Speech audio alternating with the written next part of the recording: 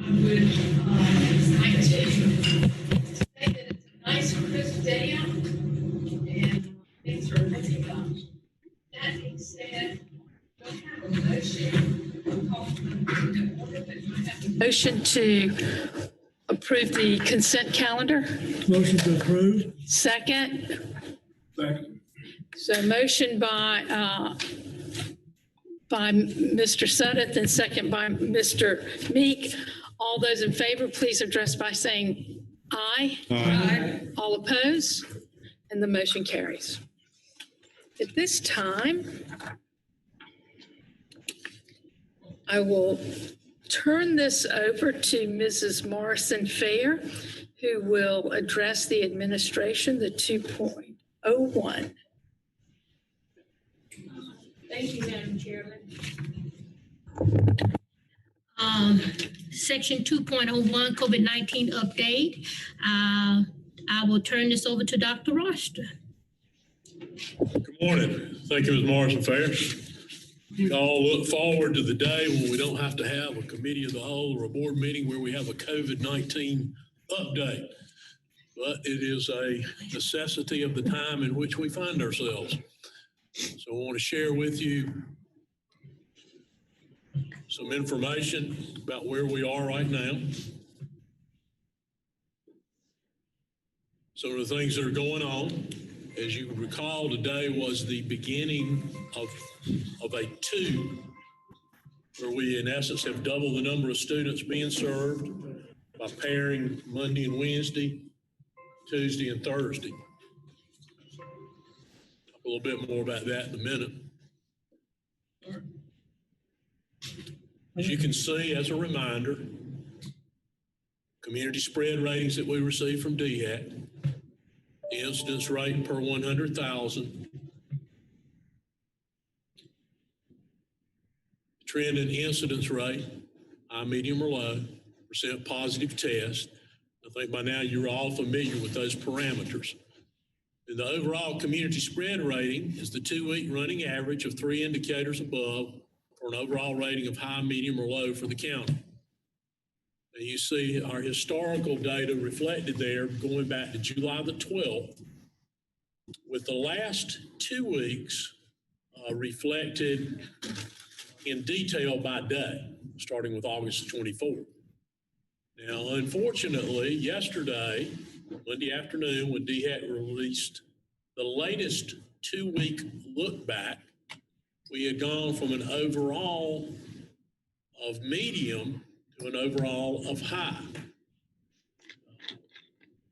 Our rate per 100,000 was still medium.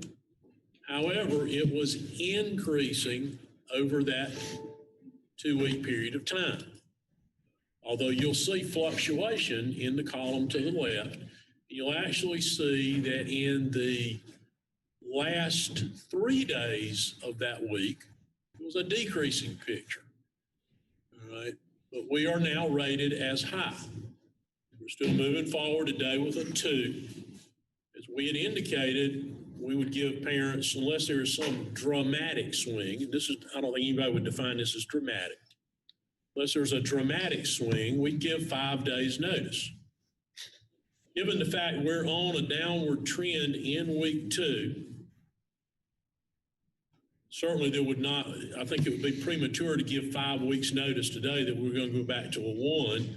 We intend to move forward this week with a 2, reevaluate next Monday when we have the new numbers out, although we'll look at our county numbers every day during the week. We may come back to you and say we'd like to remain in a 2, even if we remain in a high, if things are going well. Because things went exceedingly well in a 1. Things went very well. Students were most accommodating in doing what they were asked to do. They came in, we got the procedures down for coming in and going out of the building. In the schools where they changed classes, the procedures for changing classes. All those things that we did with bringing students back in a 1, they all went very well. So right now we're sort of in a wait and see pattern with what's going on out in our community. Hopefully that downward number will will tend to remain that way, the 75, 65, 62. Again, we look at that on a daily basis.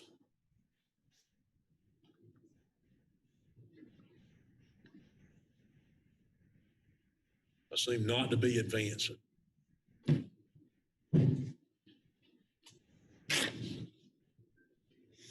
right. Now, there have been some question about testing data validity. There was an investigation, local reporter, Channel 4, done an investigation, determined that a number of private labs did not report all or some of their negative COVID-19 test results. Based on what we know of that by reading the report, the reporter's report, it appears to be 30 to 45,000 out of more than 1 million tests that were given March to August. It appears that way. If those numbers hold up, then the percentage positive rates wouldn't be lowered enough to have changed the disease activity ratings in the past several weeks. We have requested through both the state superintendent and the DHAT regional director the actual numbers of negative tests omitted versus total tests, the time frame of the omission, and the overall impact of omitted results on the previously reported percent positive data. I made that request to the state superintendent the day the news report became public. We found out that this was an occurrence. We have been assured by DHAT that these private labs are now reporting all results going forward. And they have assured us, and there's some reporting that supports this, that the number was statistically not significant. But we would like to have the actual numbers over the number of days to see for ourselves how much mathematically it moved the numbers. So we await that from DHAT. It would not have altered our decisions regarding the attendance plans given the data that we have at this point. It certainly would not alter it going forward. Okay.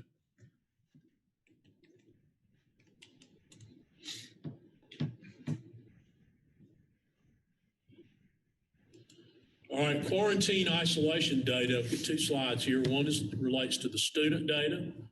The other relates to employee data. Number of students quarantining is 129. Quarantining means you've been exposed to a person who's tested positive, i.e. you've been within 6 feet of them for more than 15 minutes, or you've been within 6 feet of them without a mask.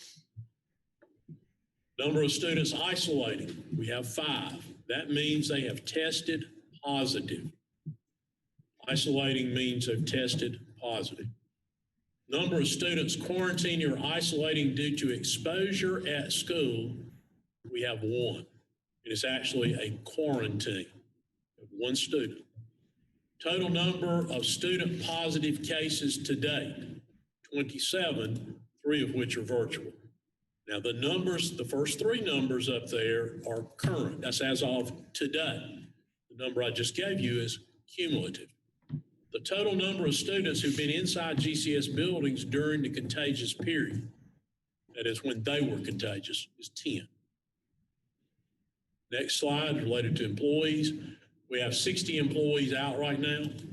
We have 11 that are isolating, again, meaning they have a positive test result. We have 17 that are out pending test results due to symptoms. We have 27 that are quarantining due to exposure outside of work. We have 5 that are quarantining due to exposure at work. Playgrounds. We received updated guidance from DHAT, and we have implemented and opened the playgrounds, and we are cleaning those, disinfecting those once a day in accord with a discussion we had with DHAT. So they reopened for our students today. Athletics. Spectator sports are governed under the governor's executive order. There is an allowance for exceptions that are approved by the South Carolina Department of Commerce. The The South Carolina High School League sought a waiver from the executive order restrictions to the Department of Commerce on behalf of school districts who wish to be a part of that waiver. We are a part of that waiver. We asked to be included. Now, you still have to follow all these parameters around social distancing, appropriate protocols, but it waives the 50% or 250, whichever is the greater number. We are in the process of determining seating capacity for gyms, and we have determined seating capacity for stadiums. You see there, these are stadium capacities. The lowest one is 346 at Southside. The highest is 2,076 at Serene Stadium. The average capacity is 693, following all the parameters set forth by the league. Now, unlike normal years where we would allow the Golden Circle passes, employee passes, because of the greatly restrictive seating, the only passes we're going to be able to honor while these restrictions are in place will be South Carolina High School League passes, in order that we ensure sufficient seating for players, their families, and their guests. Now, these are some of the restrictions: 6 feet distance between spectators and 6 feet spacing from aisles and walkways.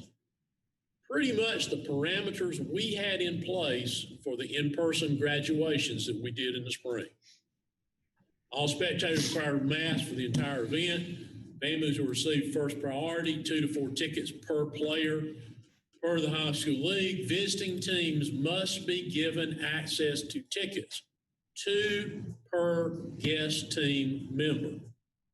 We will sell general admission tickets via digital ticket platform GoFan. Our stadiums that lend themselves to this can sell standing room tickets. They have to follow those same parameters.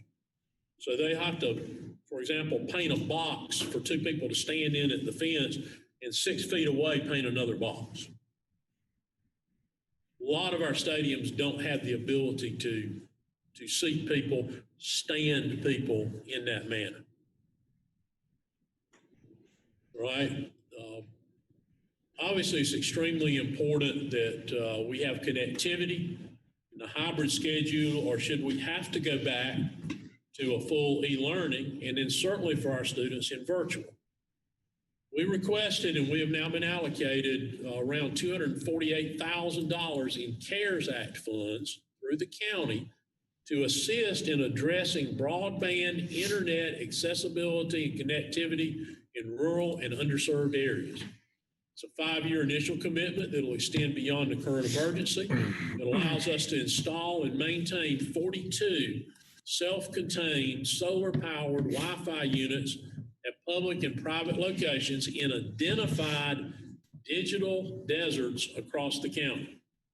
It'll provide internet accessibility for students, but also provide it for business and adult residents, including the elderly and disabled. They can conduct business, access telehealth services, and meet other essential needs. They would not be restricted in use, although they would be restricted in where they might go because they come back through our servers at MT Anderson.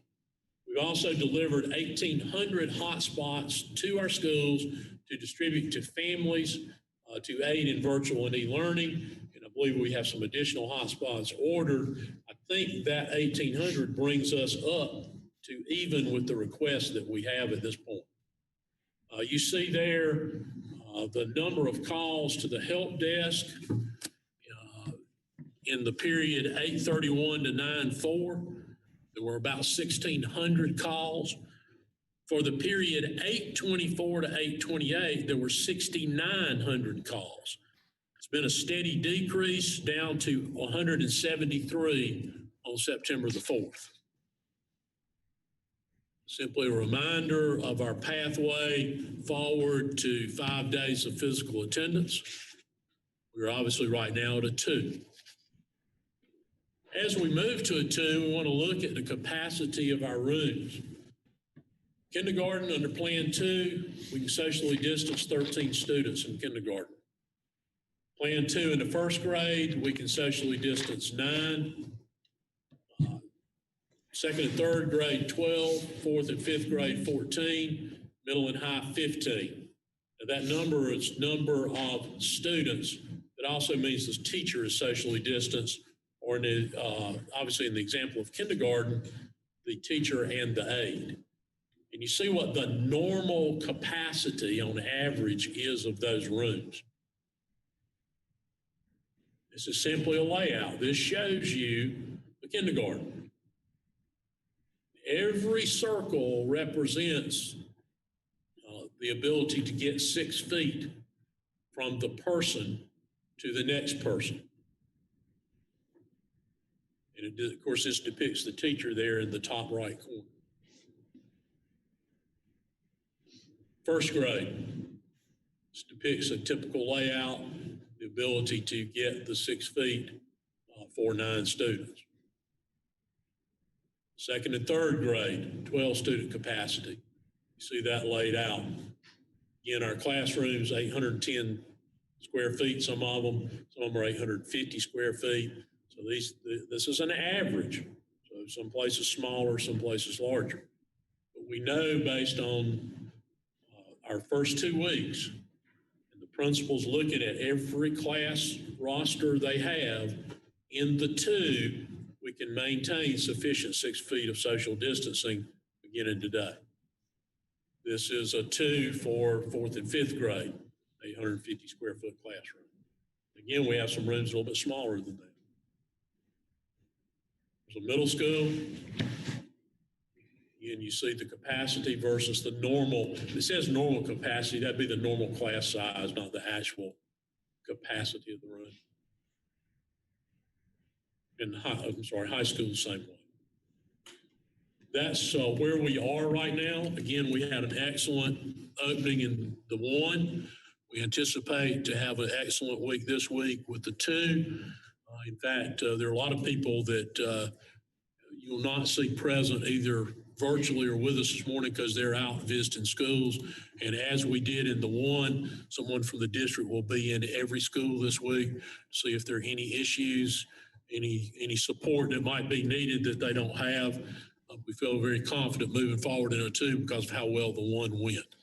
That concludes my report. Ms. Morrison Fairby, glad to answer any questions that board members might have. Thank you so much, Dr. Royster. Mr. Sailors. Thank you, Madam Chairman. Dr. Royster, just if I could clarify a couple of things, just so those that are listening in can have a better understanding. Excuse me. Prior to the South Carolina High School League seeking the waiver from the State Department of Commerce, I ain't quite figured that chain of command yet, but anyway,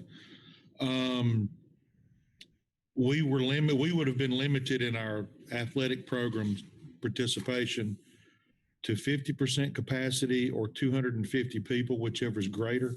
Yes, sir. Had we not requested to be a part of the league waiver and had the league not submitted a waiver, you are correct. So our numbers of fans that can be in the stands we've been able to dramatically increase those opportunities, correct? Yes, sir. Even in the stadium with the least capacity by more than 100. Okay. Around 100. Thank you. Okay. Each of us have been seeing a number of comments about we want our kids to go back 5 days. Let's go back 5 days. That seems to be the magic button that everybody thinks we can push, and it just happens. If we wanted to, as a body today, to start 5 days a week for school tomorrow, and some of the answers to this question you've already covered in this presentation, but could you give us a quick recap on what I'm going to call the obstacles that we face in being able to do that?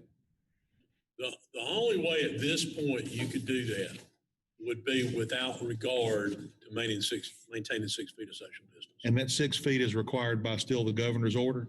Not required by the governor's order. It is the DHEC recommendation. And if you look at the medical and scientific information, they talk really about 4 primary corners of defense, so to speak, against the disease. One is maintaining 6 feet of social distancing. Secondly is to wear a mask. Third is to frequently wash or sanitize your hands. And 4, stay at home if you don't feel good.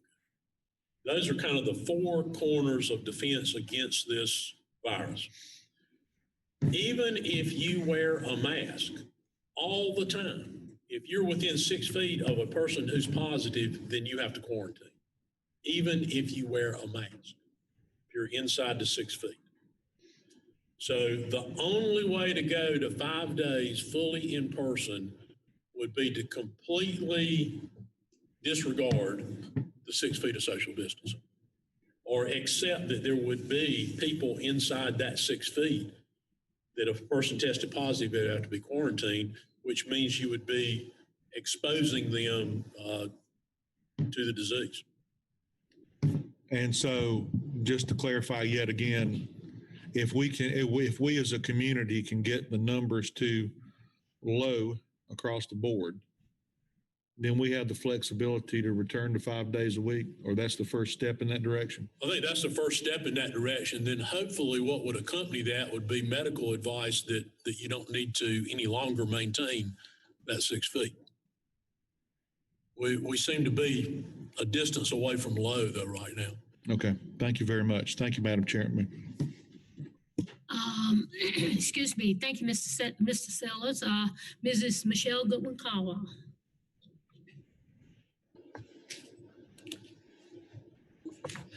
Dr. Royster,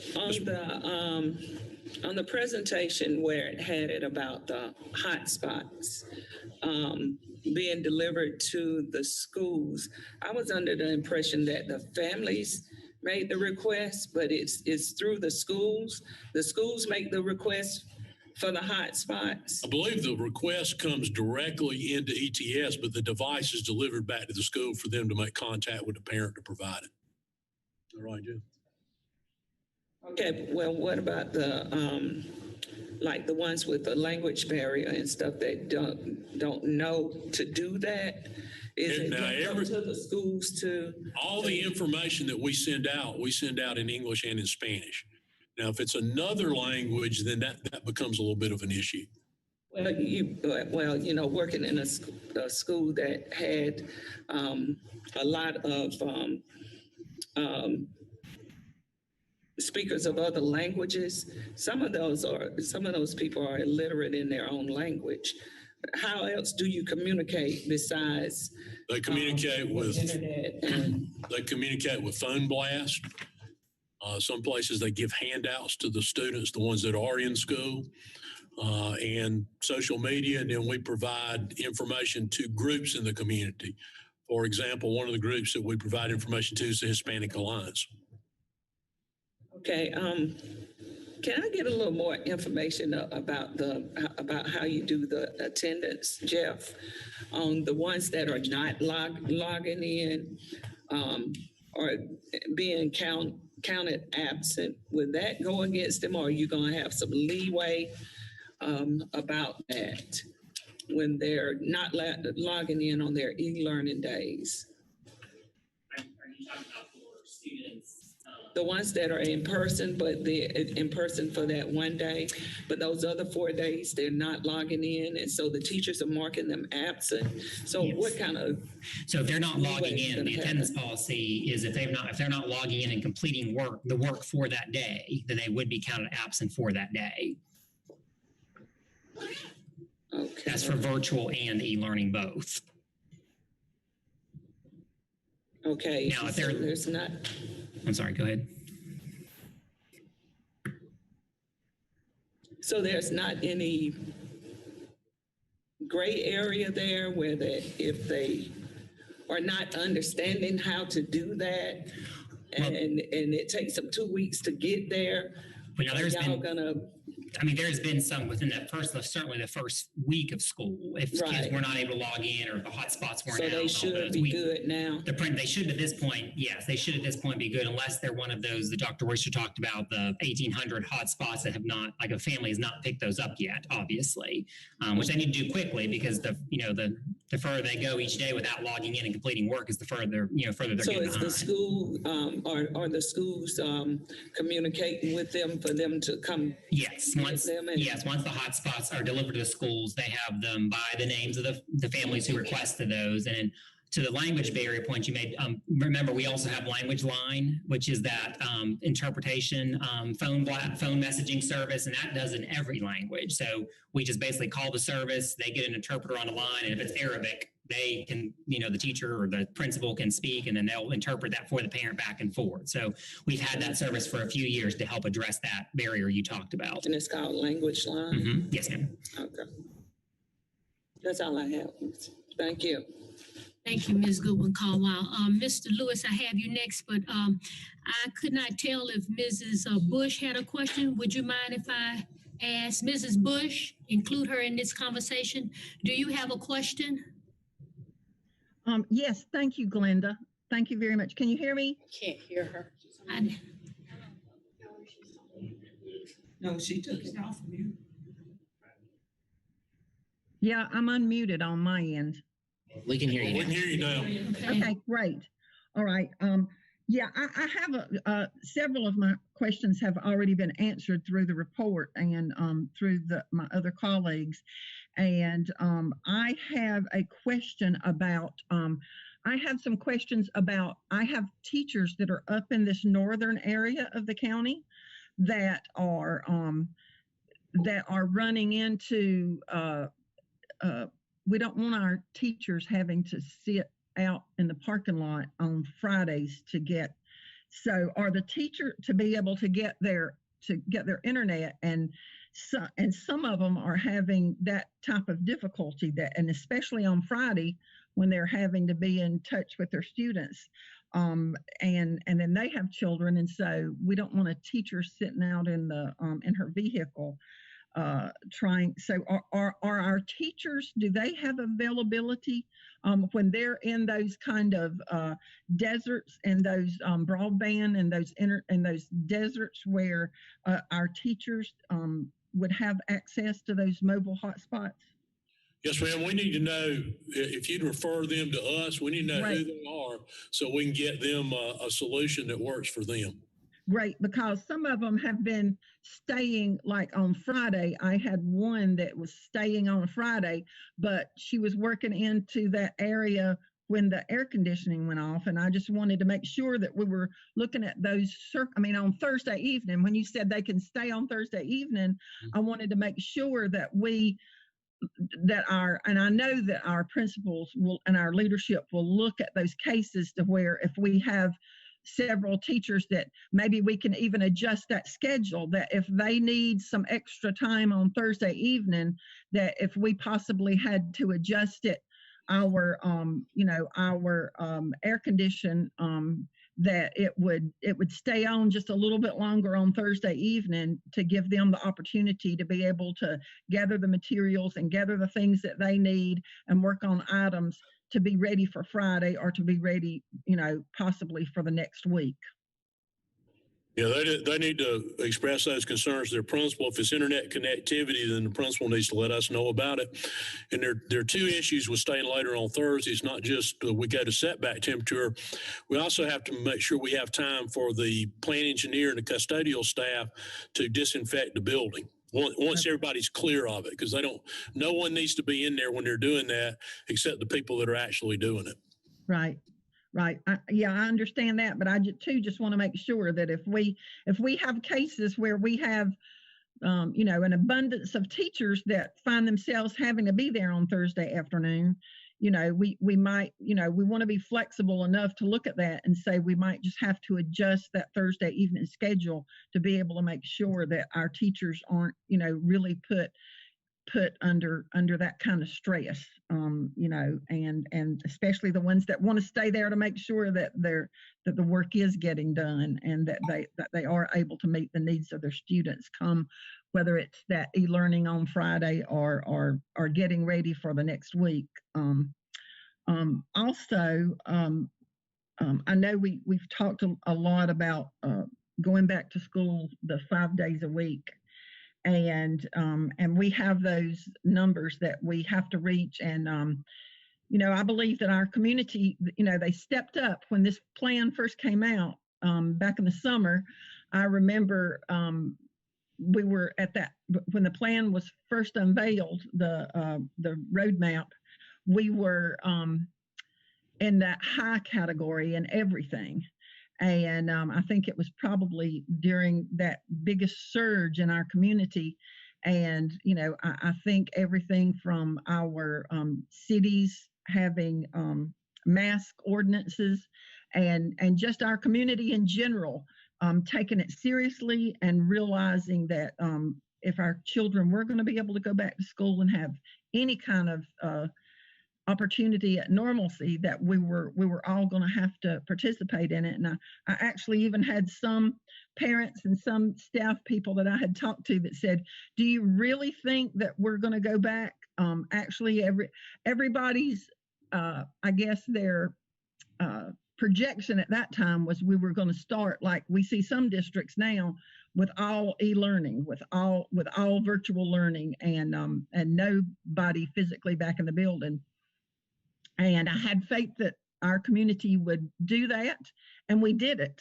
And not only did they step up and know how important this is, and know that just like all of our board member and all of our board members and all of our staff, that nobody wants to, from the teacher in the building to every person in those buildings, to every parent, wants the children back in school, and especially on a 5-day. But the fact that we were able to actually bring those numbers down, and we did start. And I said, I'm hoping that after we see what we were able to accomplish and get and open our schools with 1 day, that it wouldn't be long till we would be at 2 days, and that the faith in our community has been fulfilled, and now we're going back to 2 days, and I believe that we're going to continue to go along with the progress. And so I know that you have talked earlier about options that we could have, because I don't want our progress to be able to be I don't want us to stand still or to go backwards, because I think if anything can motivate our community, it is our children and the needs of our children. And so I want to talk a little bit about, I know that we have the numbers of when the spread will go down. I think it is 5%, and that would be affected by the 6-foot rule. But you know, there's a lot of people that are talking about, oh, well, this district's going back and they're going back full time, 5 days a week. How are they able to do it? But could you talk a little bit about when we get to that next point of that we could go back 5 days a week, are those options? Because I know before we talked a little bit, so we want to make sure that everyone knows what our goal is. What's the next goal that we want to be able to reach, and how can we reach that, and what might it look like? And we have those numbers, you know, really hard and fast on what DHEC and what our medical experts and our professionals say. But I know that you talked about before some options of having our elementary, which are, I think, you know, that would be the first ones that we target to be able to move back, and those things where we could maybe put kindergarten through 3rd grade back in 5 days a week, or elementary, or phase those elementary students, because the spread is not as the spread seems by the medical experts not to seem to be as much in our elementary students.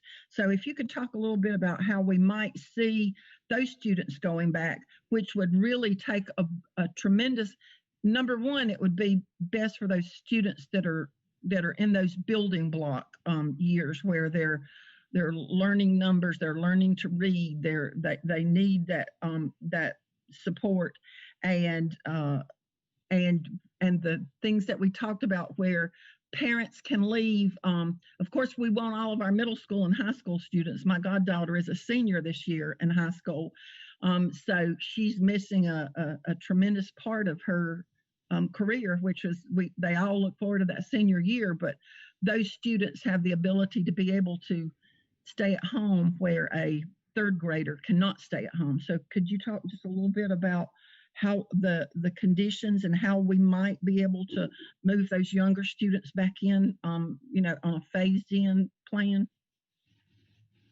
Well, the first step in that is to make sure that we can safely operate in a 2. I feel confident that we can. What we did in a 1 laid the groundwork for that. Once we have those students in the building, then I think we can begin to look at what might be possible beyond that. And as you noted, some things might be possible with lower elementary grades that might not be possible at other grades. You noted that often the effects of this virus are not as dramatically felt by younger people, but it is felt by them, and there are extreme cases where there have been extreme negative consequences for them. But one of the things we have to always keep in mind is maintaining the health and safety of our teachers. And that requires being able to keep distance between them and our students, in addition to maintaining the distance between students. So I think the first step is for us to make sure we're doing all the things we need to do in a 2. That then sets us up. How might we look at putting more students in there at the earliest grade levels and still fully protect the adult employees in the building and fully protect the students? The other thing, to the point that you made at the outset of your comments, this requires our community continuing to do those things that I think we all believe had a positive effect on the numbers. So it's concerning that within the last 2 weeks, the numbers have risen some. Hopefully that's not an indicator that we are drifting away from doing those things that need to be done to maintain low numbers.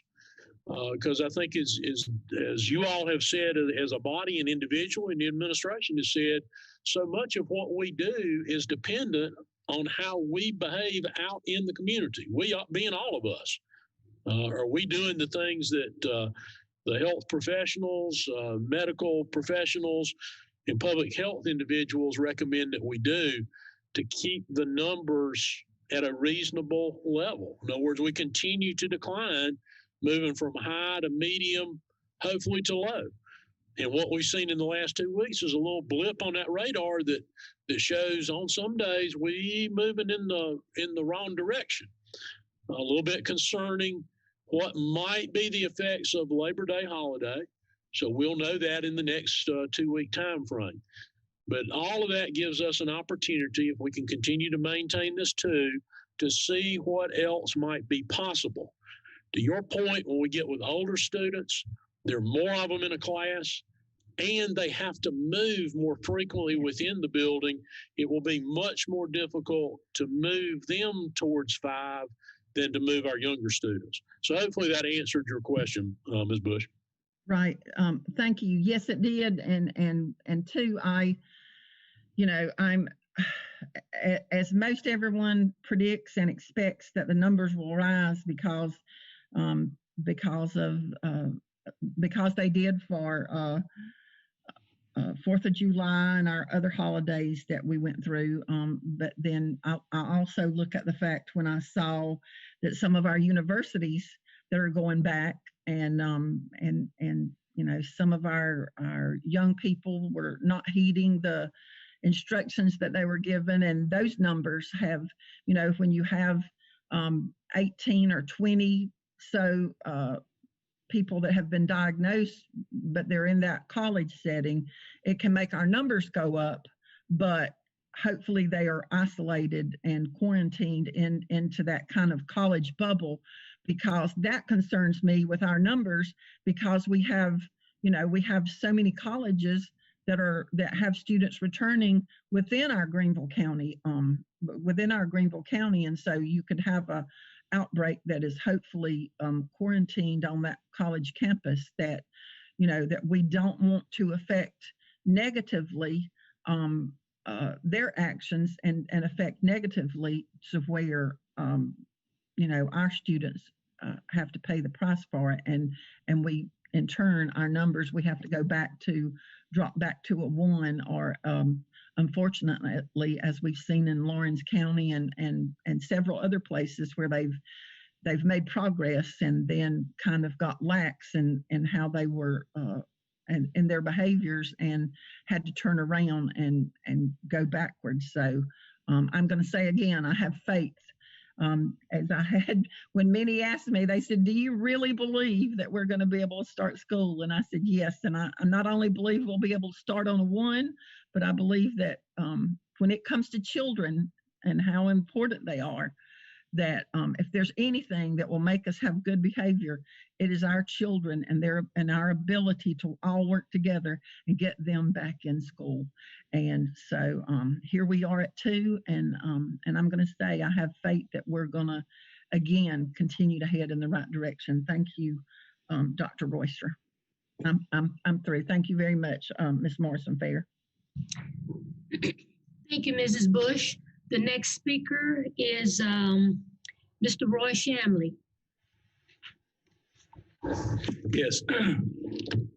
Thank you, Ms. Morrison-Fair. I'm going to have a number of questions that I'm going to have to return on my machine here because it keeps going off.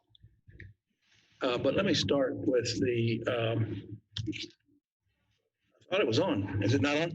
Steady red. It's got to be steady. Steady red. Yeah. Does that help?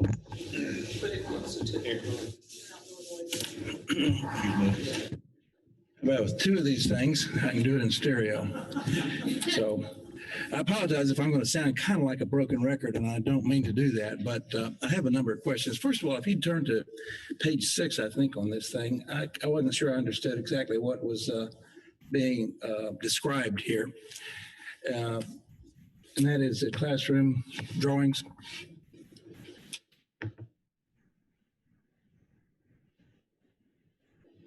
There, that one there, yes. I see a bunch of circles, some that are broken circles and some that are solid circles, and I'm not really sure what the difference is in those 2 and what they represent to begin with. The solid circle is a table. A table. The broken circle is the thing I would draw your attention to. That's the 6 feet. So they have a table that they're sitting at here. Okay. Yes, sir. All right. This particular drawing depicts a table. Okay. Which is a common configuration in kindergarten. Now we got round tables, we got rectangular tables, we got chair desks. Would it allow more concentration if instead of tables or large tables, we had smaller tables like desks? This seems to be a fair amount of distance between all these kids. Again, the key is the broken circle. So you can really just pull off those round, solid round. It wouldn't matter what you replace them with. You got to keep the broken circle. Right.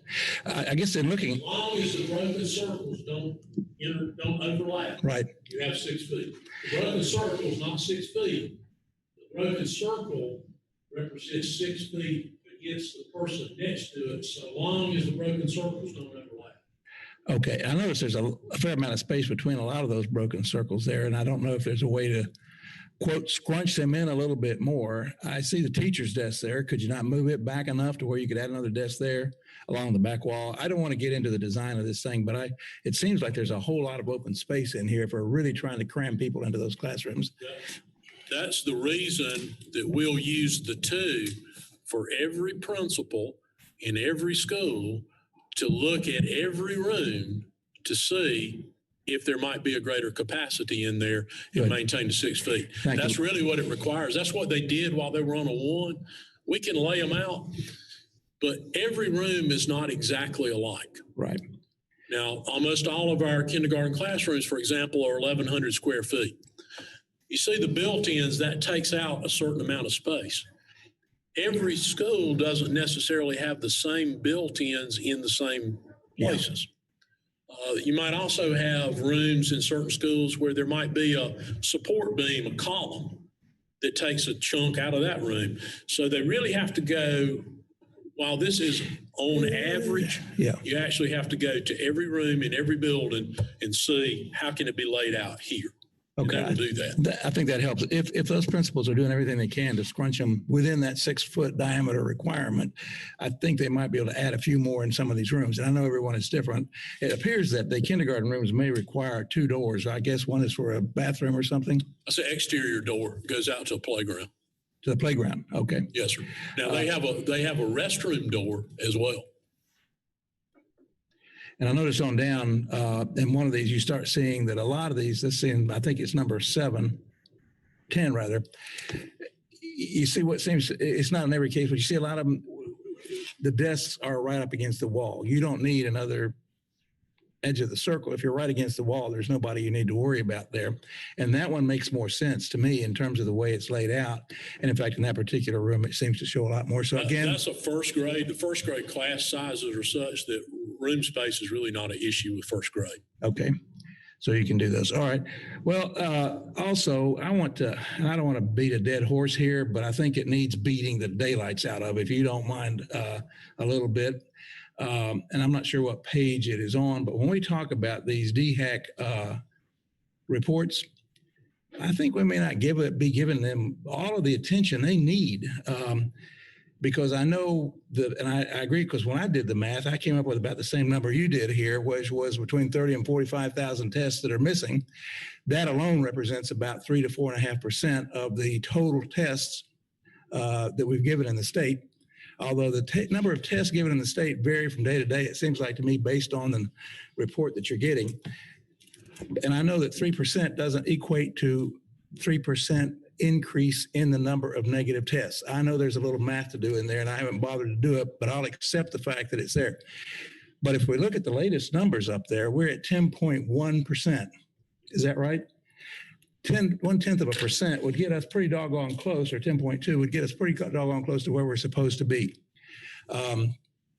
The report that we've all looked at, and I've looked at it a half a dozen times in the last few days, also indicates that this News 4 reporter looked at, I think, something like 20 out of 27 labs, including DHEC and their major labs. But in that one area in there, it makes it pretty clear that outside of the ones we're talking about here, with a bunch of other labs, I think it was like 97 labs altogether, their reports were that it was 50% positive. And when the director was testifying, I think the other day, and it may have even been in one of these documents, and one of these reports, said that she was asked, or he was asked, whichever one, I think it was in the finance committee, what do you do? Have you done any audit of this stuff? Well, not an audit per se, but we keep our eyes open for anything that looks like an anomaly.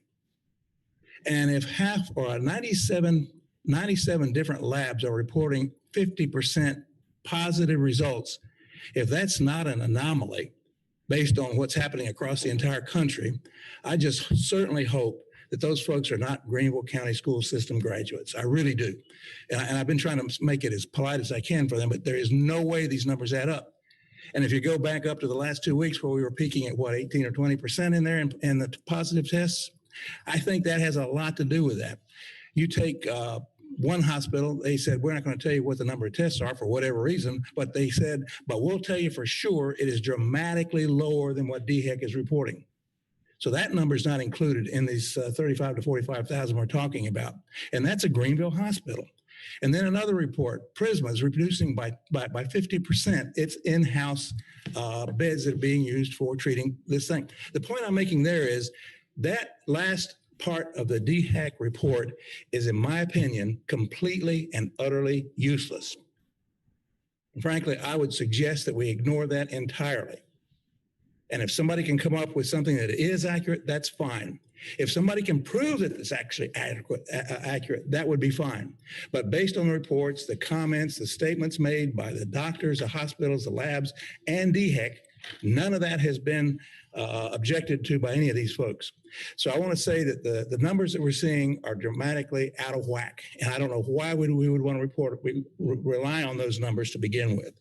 Now, if you take that and put it over here for a minute, and we talk about it, as Ms. Bush mentioned just a few minutes ago, those kids in first grade, second, third, and then even fourth and fifth are not going back to school on a regular basis.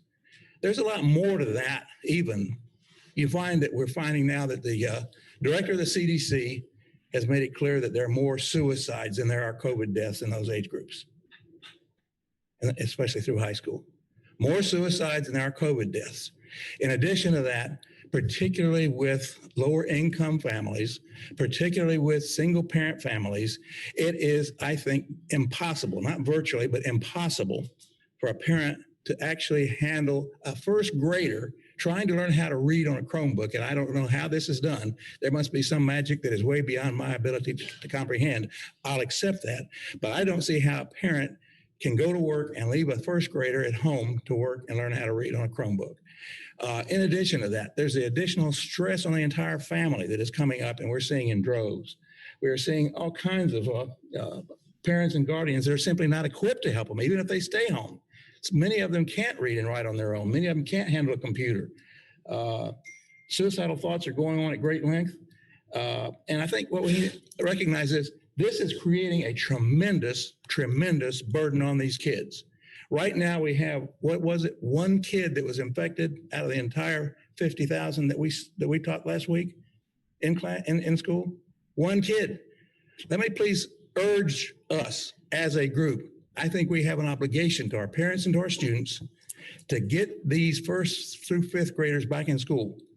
I have tried to figure out a way to get middle school and high schoolers back in school, and I think it would work, but I've had nobody to talk to about it to run those through. We've talked about them briefly, but all I hear is, it's just logistically too difficult. I'm not sure that's the case, but nevertheless, through the fifth grade, and I'm going to renew it at the first opportunity I can, a motion that we put kindergarten through fifth grade back in school on a 5-day-a-week schedule and figure out how to get them in there and to get them taught. And if that means we got to hire a few more teachers, then we do it. But I think it's a disgrace to the community that we're not taking a better look at getting these kids in. High school, middle school, going to be a bigger of a challenge. I understand that. And that may have to come a little bit later. I understand that as well. But please, Dr. Royster, do everything you can to figure out a way to get these kids back in school. And I'll sort of quit my rant at that point and listen to whatever we need to listen to. And that's all I have. Thank you, Mr. Shamley. Our next speaker is Mr. Derek Lewis. Thank you, Ms. Morrison-Fair. Just a few questions, Dr. Royster, and some of them are about IEPs, and I know we have a limited number of staff in here, so I don't want to ask questions that. You go ahead, and if we can't answer it or Ms. Hogan's not on here, we'll get the answer to you. Okay. And to the entire board. Can we just get a little update on how IEPs are being conducted this fall? I know at one of our discussions, we had talked about the need to have families revisit their IEPs in the fall because of the limited schedule. Just an update on that. Is she on? Yeah. Ms. Hogan, are you still on?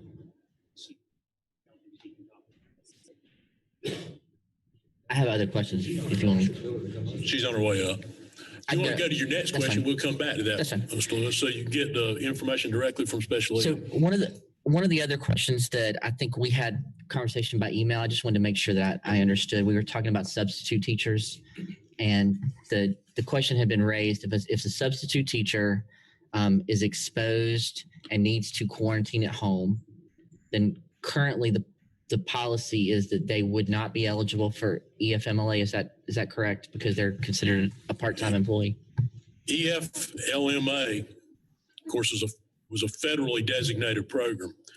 It actually covers part-time employees. It does not cover substitute teachers. Okay.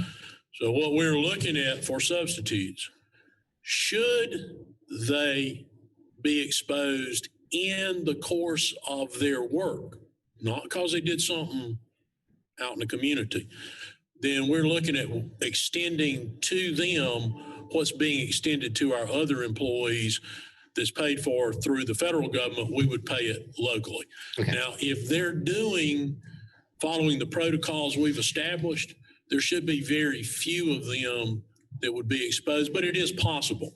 For example, we have an employee right now that was, I'll see it up there. We have one employee and one student that were exposed because it was a special ed aide that had to be in close proximity to the student. No, they were not violating the protocols we've established. But if you follow the protocols, if you can, again, there'd be some very limited circumstances where you couldn't, then you shouldn't have to quarantine if you follow our protocol. Okay. So that's what we're looking at. And part of the reason that we're having to revisit the substitute issue is because currently board policy does not provide sick leave to substitute teachers. Is that right? There is no leave. They're considered, while they're an employee, they're really a temporary employee. They choose whether they work or not. They can choose the assignment or not. Now we have long-term substitutes. They receive the same benefit as a regular teacher. Okay. So if you're filling in for, let's say you're a classroom teacher and you're going to be out the rest of the year, and Mr. Sailors is substituting for you, he would qualify for benefits because he's filling in for you the rest of the year. Okay. So long-term subs are covered under these two protections. Yes. It's just the temporary. They'd be considered like a regular employee. It actually is kind of unusual, as I understand it. I'm not sure I'm correct on this, but I think this is right. It would actually cover an adjunct coach, even though those are not full-time employees, the way the federal regulations are written on it. Okay. If you wouldn't mind, Mr. Lewis, would you repeat your special ed question? Ms. Hogan might not have heard it on her way up here. Thanks for. Do you need to extend? 30 minutes. I have several speakers, so without objection, I'd like to extend for at least 15 minutes.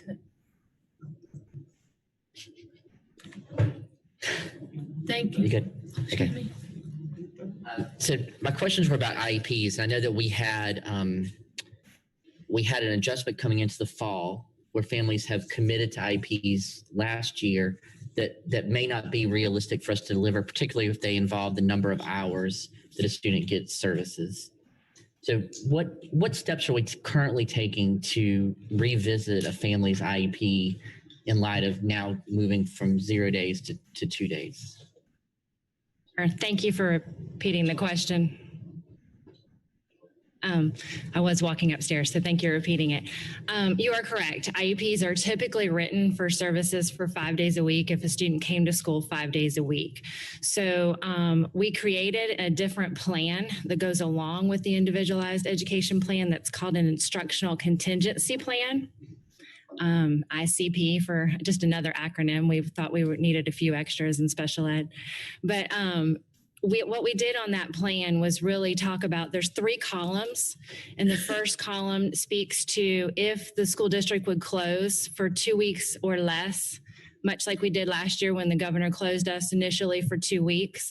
And it allows us, when we meet with a family, to have a communication tool to say that if that happens to us again, this is what we're going to do in these 2 weeks. The middle column speaks to a hybrid model of 1 day or 2 days. And again, it has the same kind of questions. It talks about the services, what goals would be most important, how they'd be delivered. It speaks to technology, what supports the family might need, what training they might need. And then the far right column would be if we would be closed for more than 2 weeks, much like happened last year when the governor extended it. Really, the rationale behind that is to have a plan in place on the front side, which we didn't in the spring, but also give us an opportunity to have a communication tool with the family to say, if we were out for 2 weeks, what's your priority? Because what's a priority if we're out 2 weeks, or if we're out 3 months? would be very different. What goals we would be able to target and address if they're at home versus if they were at school. Sometimes a good example that I like to use is with physical therapy. Some of the things that we would do at home, if we were not able to see them, we may switch some of those goals. It's not that we would necessarily decrease services, but we really would talk about what the priority would be and the best way to address them, knowing that there would be a different environment. And certainly that's not an environment that the IEP team wants or is planning for. It is that if there is some kind of disaster, pandemic, something, I mean, it could happen with a hurricane, flooding, something anywhere in the state where you could be out for a period of time. So this would cover us and have a conversation with families. So right now what's happening is case managers for students with disabilities are contacting families and saying, you know, we have this proposed plan. We would like to talk to you about it. Certainly if they want to have a full IEP meeting, we are doing those virtually. We are having them, you know, virtually and in person if we needed to, trying to have them virtually just so we can maintain social distancing and everything a little bit easier. But so they have the opportunity to come in for a meeting if they have a question or have any problems with it. We're finding many of them. We can create the document, email it to the parents and have a phone conversation with them. But to me, it is the main thing that we were lacking in the spring, which was planning and communication, which helps, I think, for the families and for the parents. I mean, for the teachers. But, you know, as far as doing regular IEP meetings, we still have to do this. But we are using our IEPs to plan for 5 days of in-service or 5 days of virtual, depending on which model the family has chosen. And so we're holding those virtually and again in person if need be. So we're trying to catch up on some of the ones from the spring because we did stop holding meetings when we closed. I believe that was the 17th of March, 18th of March, when we closed until the week after spring break. We started those up again. We needed to do some training to our teachers about how to do virtual IEP meetings. And so we are catching up on those and doing the ones that are due now. The families that have an IEP should be receiving an ICP that's from their school. Correct. That's the first step. Correct. And then the family can review that and see whether it meets their family's needs or not. And if it does, then the family just consents to this revised version of an IEP. Right. If the family does not, then what's the next step for a family to actually have a some sort of conversation, either virtual or face-to-face? Simply need to say that they need to have a meeting. IDEA does not require us to have a meeting for any kind of clerical errors that we would need to correct or anything that both the district and the parents agree to. And so that would be what we would say about the instructional contingency plan. If both parties agree, we could put this into place. But if there's any question, any concern, we certainly want to meet and talk about it. We want everybody to feel comfortable with it. And certainly we want the families to feel comfortable, but the teachers also, this is a way to help them be on board with what they need to do in this new environment. But certainly anytime someone wants a meeting of any kind, all they need to do is tell their case manager. If they run into any problems, the next step would be the administrator at their school.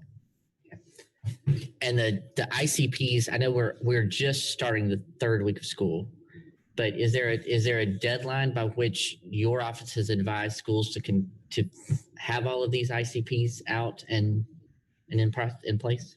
We're trying very hard. Our internal goal, because we believe we need to set a deadline to try to get these done as soon as possible. Keeping in mind we have over 11,000 students with disabilities in the district.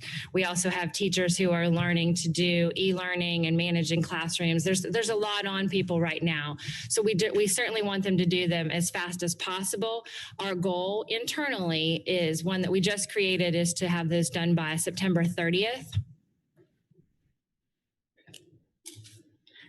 So ideally by September 30th, the parents who still may have not heard from their school about any changes should have heard by the end of this month. Absolutely. If it had not been scheduled by then, I would think that they would have at least been in contact. Sometimes there'd be extenuating circumstances. We have had some families ask to wait till somebody was back in town or some things like that, but there should be a plan, if not completed by September 30th. But again, it's a lot of people out there, so I can't say that that they'll all be done by that point. We do have people that make mistakes sometimes, but if they had any questions or concerns, certainly the principal would be their next step to ensuring that we cover that if that's not been handled. Great. Thank you. Teresa, the last question I just have are about time. So so I have experienced both the spouse of a virtual teacher and the parent of a face-to-face student, both in elementary school. And it seems like the amount of time that they spend in instruction varies. So I know that like the virtual classroom, it seems is a pretty set day. She's up there at 7:45 and she's up there until the end of the day. When he goes to school, it seems like a pretty set day. We're getting there at 7:45. We're picking him up. It seems like things are on a pretty tight schedule. On the days though that he's learning virtually, it doesn't seem quite as structured of an entire day. And in fact, he seems to be finishing his work in an hour and a half. So what are the expectations for that kind of that group of kids who are doing face-to-face instruction on the days that they're not at home? What's a good for an elementary school student? What are the recommendations for the amount of time that should take? I'll let Jeff speak directly to that, but it sounded to me like we need to get him a little more work. Now, I don't know if he's going to appreciate you bringing that up or not, but as you already pointed out, virtual was designed, that's a stand-in replacement as best we can do, not having them in person. And then the other is designed to supplement what the teacher's doing in the classroom. But it sounds like in that particular case, there needs to be a little more supplement to it. But Jeff can speak directly to the structure because there is a set framework for each of them to follow. Jeff?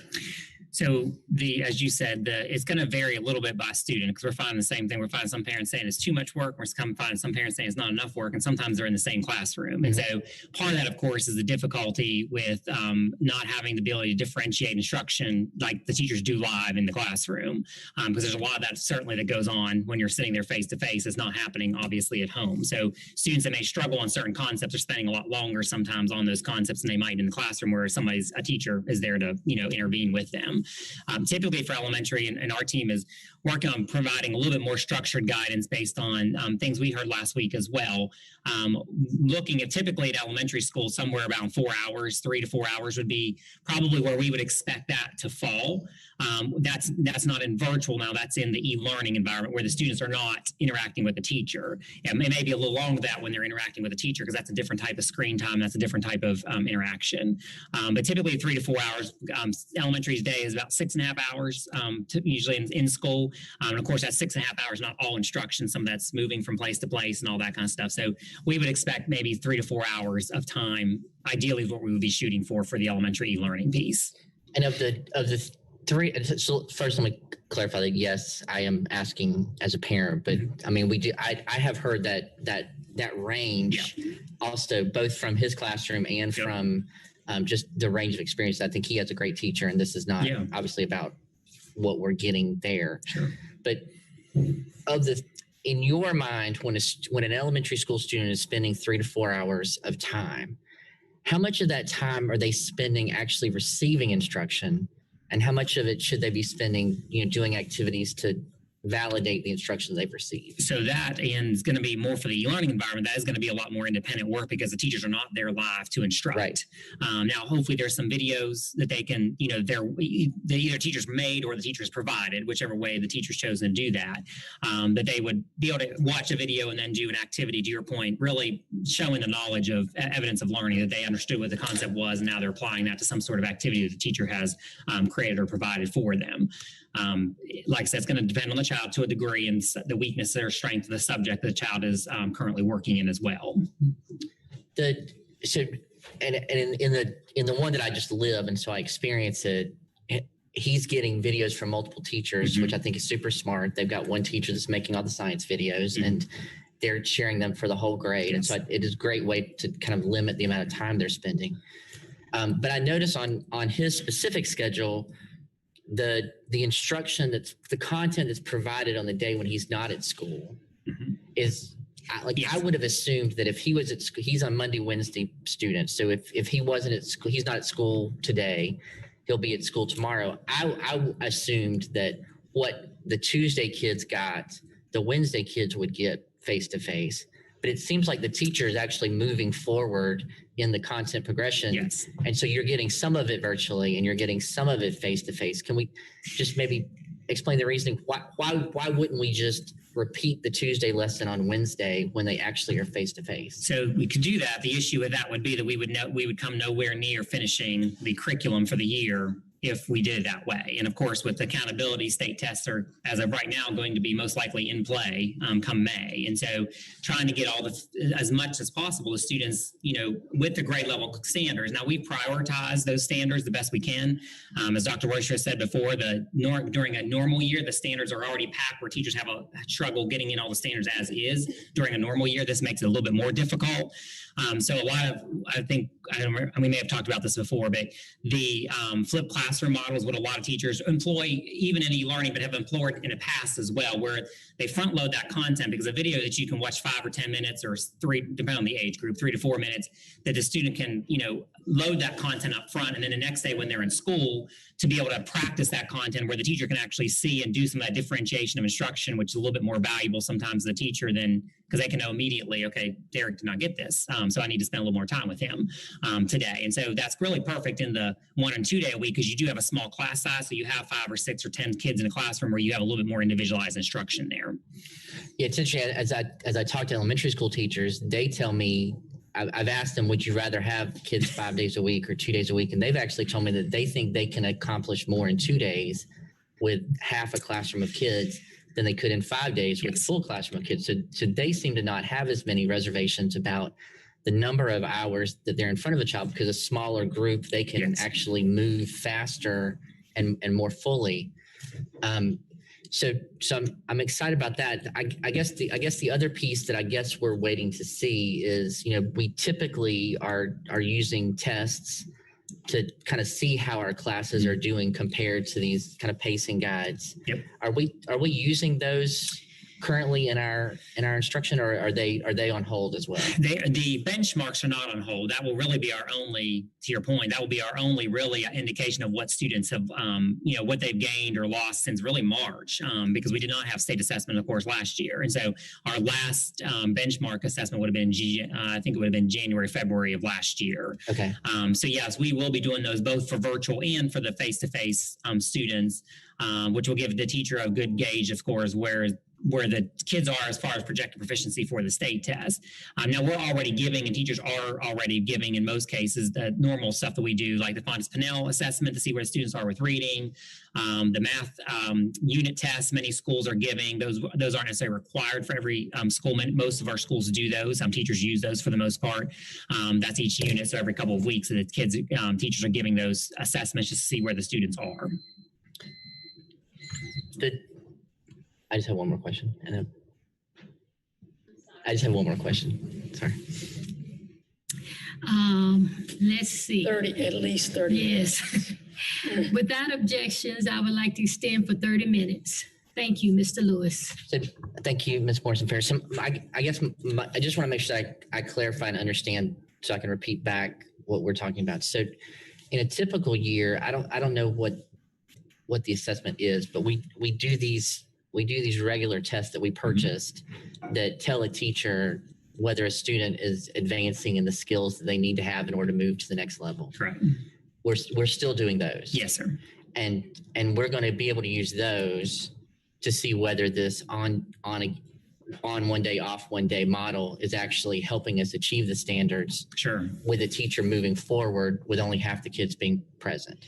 So we'll know in a short period of time how these kids do compared to last year's kids with the same expectations. Yes, and kindergarten through 8th grade and 9th grade and in high school EOC courses, yes. Can you tell me again what's the name of that platform that we use to do this? So the benchmark assessments are TE21. Okay. They're delivered through Mastery Connect. I believe that first window, Mr. Lewis, is in October, if I remember correctly. Okay. So teachers will know real time in October. Yes. Whether we need to pivot, readjust, or whether we're still on track to do well on the state standardized tests. Yes. Yes. Okay. Great. Thank you. Thank you, Mr. Lewis. The next speaker is Mrs. Joy Grayson. Thank you, Ms. Morrison-Fair. I have two sets of questions. One of them is probably for Bill Brown. Was he able to join us? Okay, well, then I'll start with the second set of questions, which has to do with our athletics. Can we get a list of the high schools that have standing capacity or what that capacity might look like? I'm sorry, Ms. Grayson, I didn't hear the first part of what you said. It has to do with the capacity of our high schools. Could we get a list of the high schools that have standing room capacity and what that might look like? Or have they decided? I don't know that they've calculated that. I can send you the list of the capacity for the actual stadium seating. We have that. Okay. And how is, I'm not familiar with GoFan. How is that platform for ticket sales going to work, and how is it going to be communicated to the public? If I want to buy a ticket for September 25th, when can I do that, and how are people going to know, and how are they notified if they're sold out, and is it differentiated between whether that ticket is for a seat or standing room? Each school will set up their own process of notification. Okay. But they will have to discuss with their players. All right, how many do you have coming to this game? There may be a player that doesn't have someone coming, so that frees up a ticket or maybe 2 tickets.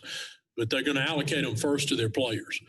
Then you also have others that are there. You have cheerleaders, so their parents would want to be there. Bradley is working with the bands for them to determine school by school what presence they might have at a ball game. Some of them may just show up and play at halftime, so they're not in a seat. Some may choose to have a pep band, and perhaps they're there the whole game, but they take up a smaller number of seats. And again, they have to be socially distanced. So there are all those parameters that they are working through right now at the school level. Okay. And the reason to use the online system in person is to avoid having to handle cash at the gate. That makes now, I total believe sense. they're reserving the right to sell tickets using cash at the school ahead of time. So if someone didn't have the ability to go online, they could buy their ticket through the school. Okay. And we're giving priority to, obviously, the families of athletes. Yes. If a family has 2 athletes in the same event, do they get 4 tickets? I don't know that that's a question I could answer for you today. Okay. Some schools, they might allow them to have 4 tickets, period. Okay. Remember, the capacities vary. Right. For example, at Greenville High, because of Serene Stadium, their athletes could probably all have 4 tickets. Right. But unfortunately, that's not the case across the district. So my next question is, after athletes' families, are students at the school given a priority before they go on sale to the public? I mean, I don't want us to get in a situation where at some colleges, the kids can't even go to their own games because there's not a capacity. How's that going to be addressed? I would assume the schools would offer that to their student body during the week. Before they're available to the public? Okay. And my last question on athletics is, our student athletes have gone through a lot this summer trying to get ready for the season. Are all of our athletic fields going to be available and ready to play on September 25th? As far as I know. Okay. We redid the field at Blue Ridge, and I don't think it's completely grown in, but I wouldn't imagine there's a problem with it growing in between now and I think their first game's 3 weeks out. The 25th. So you think it's going to be ready to play? Right. If it's not, I'm sure they can overseed it with rye or something. Okay. And now I'm going to move on to the internet connectivity. Bill's there. Bill, are you on? Yep, I see him. I don't know Bill, can you hear us? Yes, I'm here. Okay. Good morning. Good morning. So my next questions are about the internet connectivity, which can be a big issue out in Blue Ridge, where we have internet on Highway 14 and we have internet on 414, but we don't have internet between the two on roads connecting the two and people that live in that area. I'm very excited that we got almost $250,000 from the county. My question is, how are these digital deserts determined, defined? What are the parameters there?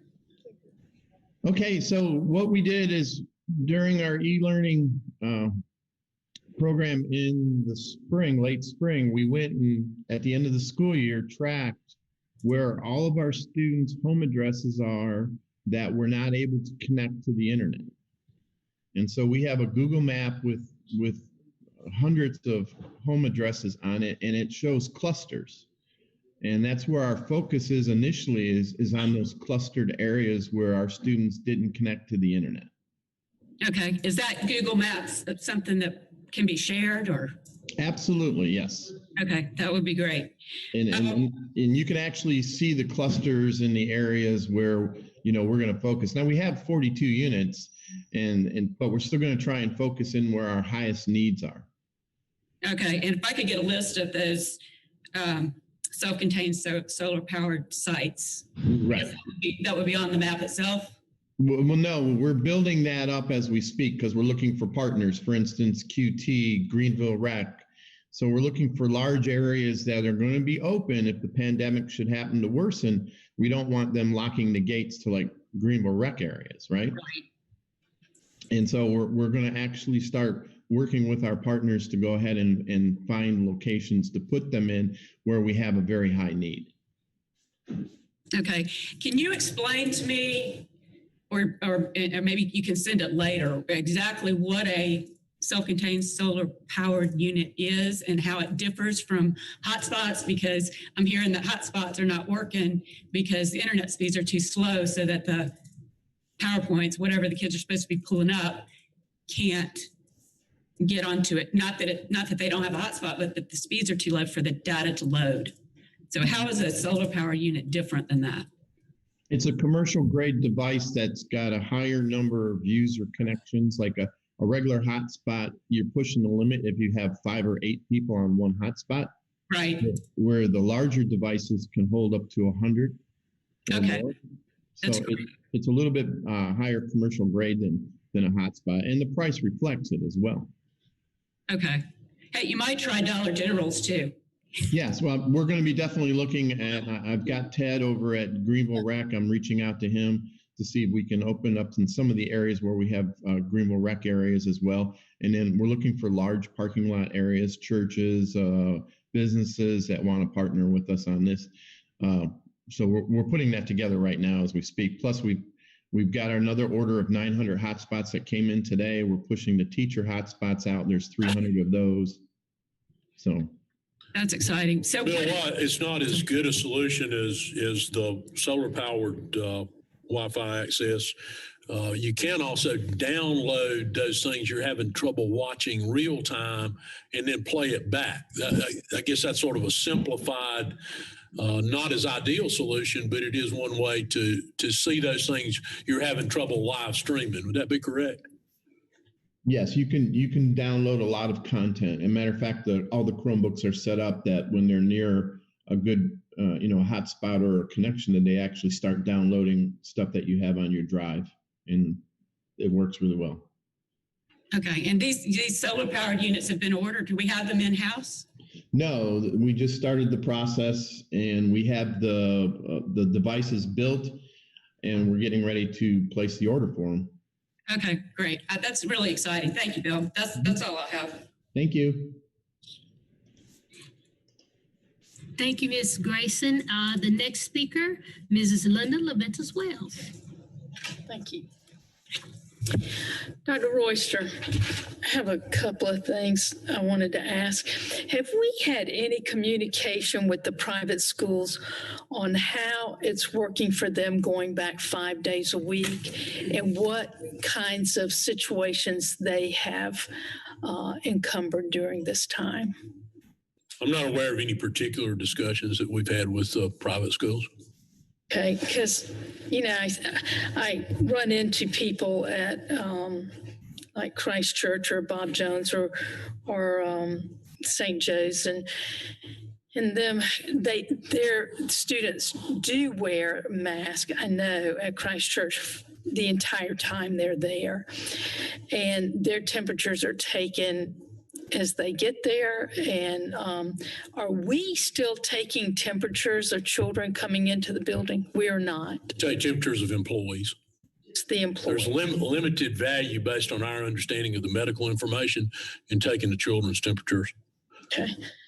because I was just wondering why, and I know comparing private to public is like comparing a pumpkin to an apple. And because we're so big and they are much smaller, but I just, I constantly am getting feedback from many people. We'll gladly find out what it is they're doing. But as you indicated, they operate under some different parameters than what we do. Sir. And they don't have to follow all of the guidelines that we do. Is that correct? Or do they? They have to follow some of the ones that we have to follow. I don't know if they have to follow all of them. So again, this question. Generally speaking, one of the things that I do know, and I wouldn't speak specifically to any particular private school, a lot of times they have much smaller class sizes. Yes, I know. That's why I said we're comparing pumpkins to. And I think that's one of the reasons that, it's sort of a limited value for us to find out what they're doing, because we kind of know from the outset they start from a different place than we do. Righty. Some of them do. I know that Ms. Hogan, I know IEPs are having 11,000 students in this program and the parents. But I always try to explain to people that when I'm in need of help, it's so important to me. I'm not looking at anybody else. And when some of these parents have not been contacted for whatever reason, and we keep saying, we'll get to you, we'll get to you. Well, it's just like, well, this is important to me and my child. And I think we just need to make sure they feel valued and that we're trying.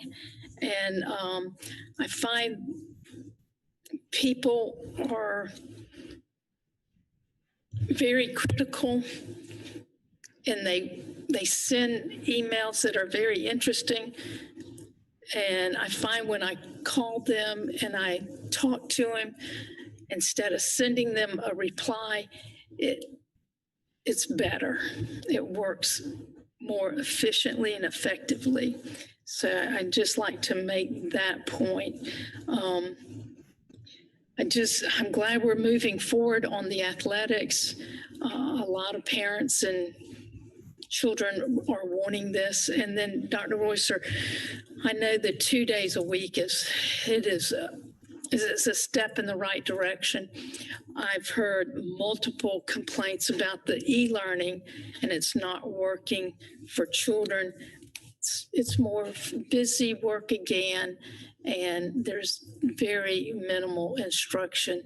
And if we're moving forward, Jeff, then we need to make sure, and I understand that we have to meet at the end of May, we need to be at a certain point with this learning.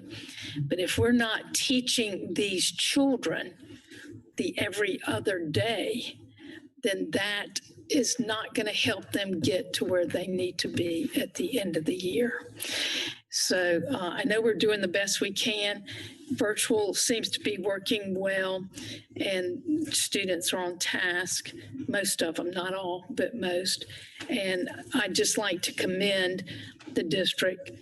Dr. Royster, thank you for getting us to the 2 days. Thank you for looking at the numbers. And just because it did peak a little to high, stay in the course and continue to go 2 days, and hopefully we'll get to 5 days. So, Dr. Royster, can you give any indication? I know this, if you had this indication, then you would be paid a lot of money, but do you have in your mind when we may get, or how many months out are we in getting back to 5 days? Could accurately predict that. I could sell that solution all over the country. Be amazing. Well, one thing, let me go back to something you said earlier. We need to know specifically in what school and what teacher they're not living up to the expectations of e-learning. So if you would make sure that parents have reached out to the principal of that school, and if the problem's not been corrected, then that they've contacted us either through Nancy or through Mr. Sherman or Dr. Fitzpatrick, one of the two.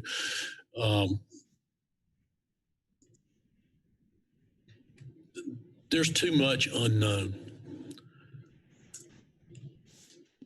There's good news, at least in what I've seen in the last 3 or 4 weeks, about progress on a vaccine.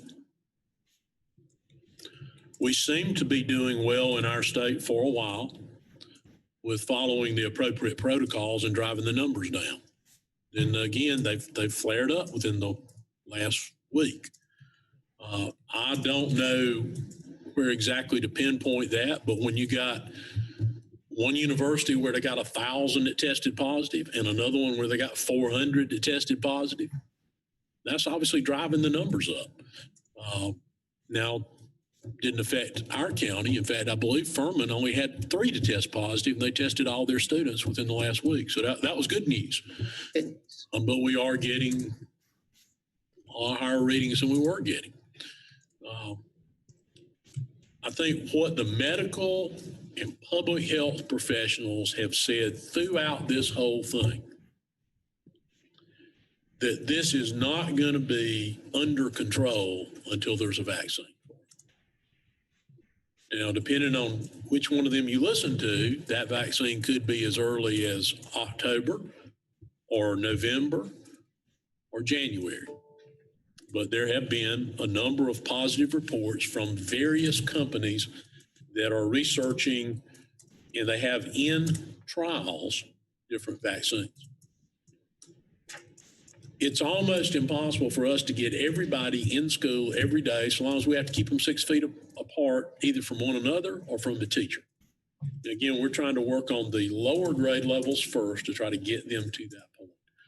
But there would be no way I would sit here today to try to say to you, here's a target date for doing that, because I'm afraid I would be absolutely wrong. I'd either be too far out in the future, or I would be too close to where we are right now. There is way too much uncertainty around this. What is certain, though, it's a terrible issue that we're confronting. And when you look at the loss of lives in a 6-month period, which now exceeds more than a quarter of the number of American lives that were lost in World War II, it's a huge problem. What we're doing is not ideally what we'd want to do, and it is harder on everybody involved in it.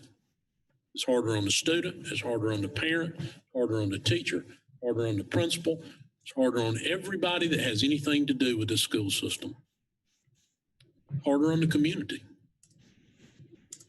But it's what we are compelled to do to make sure we're ensuring the safety and health of our students and our employees.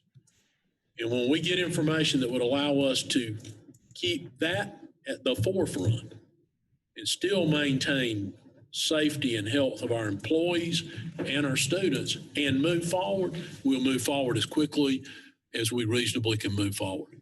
I know that you would rather have heard November 15th, but that just, I'd be wrong to try to tell you something like that. No, not really. I think what you've said is extremely meaningful, and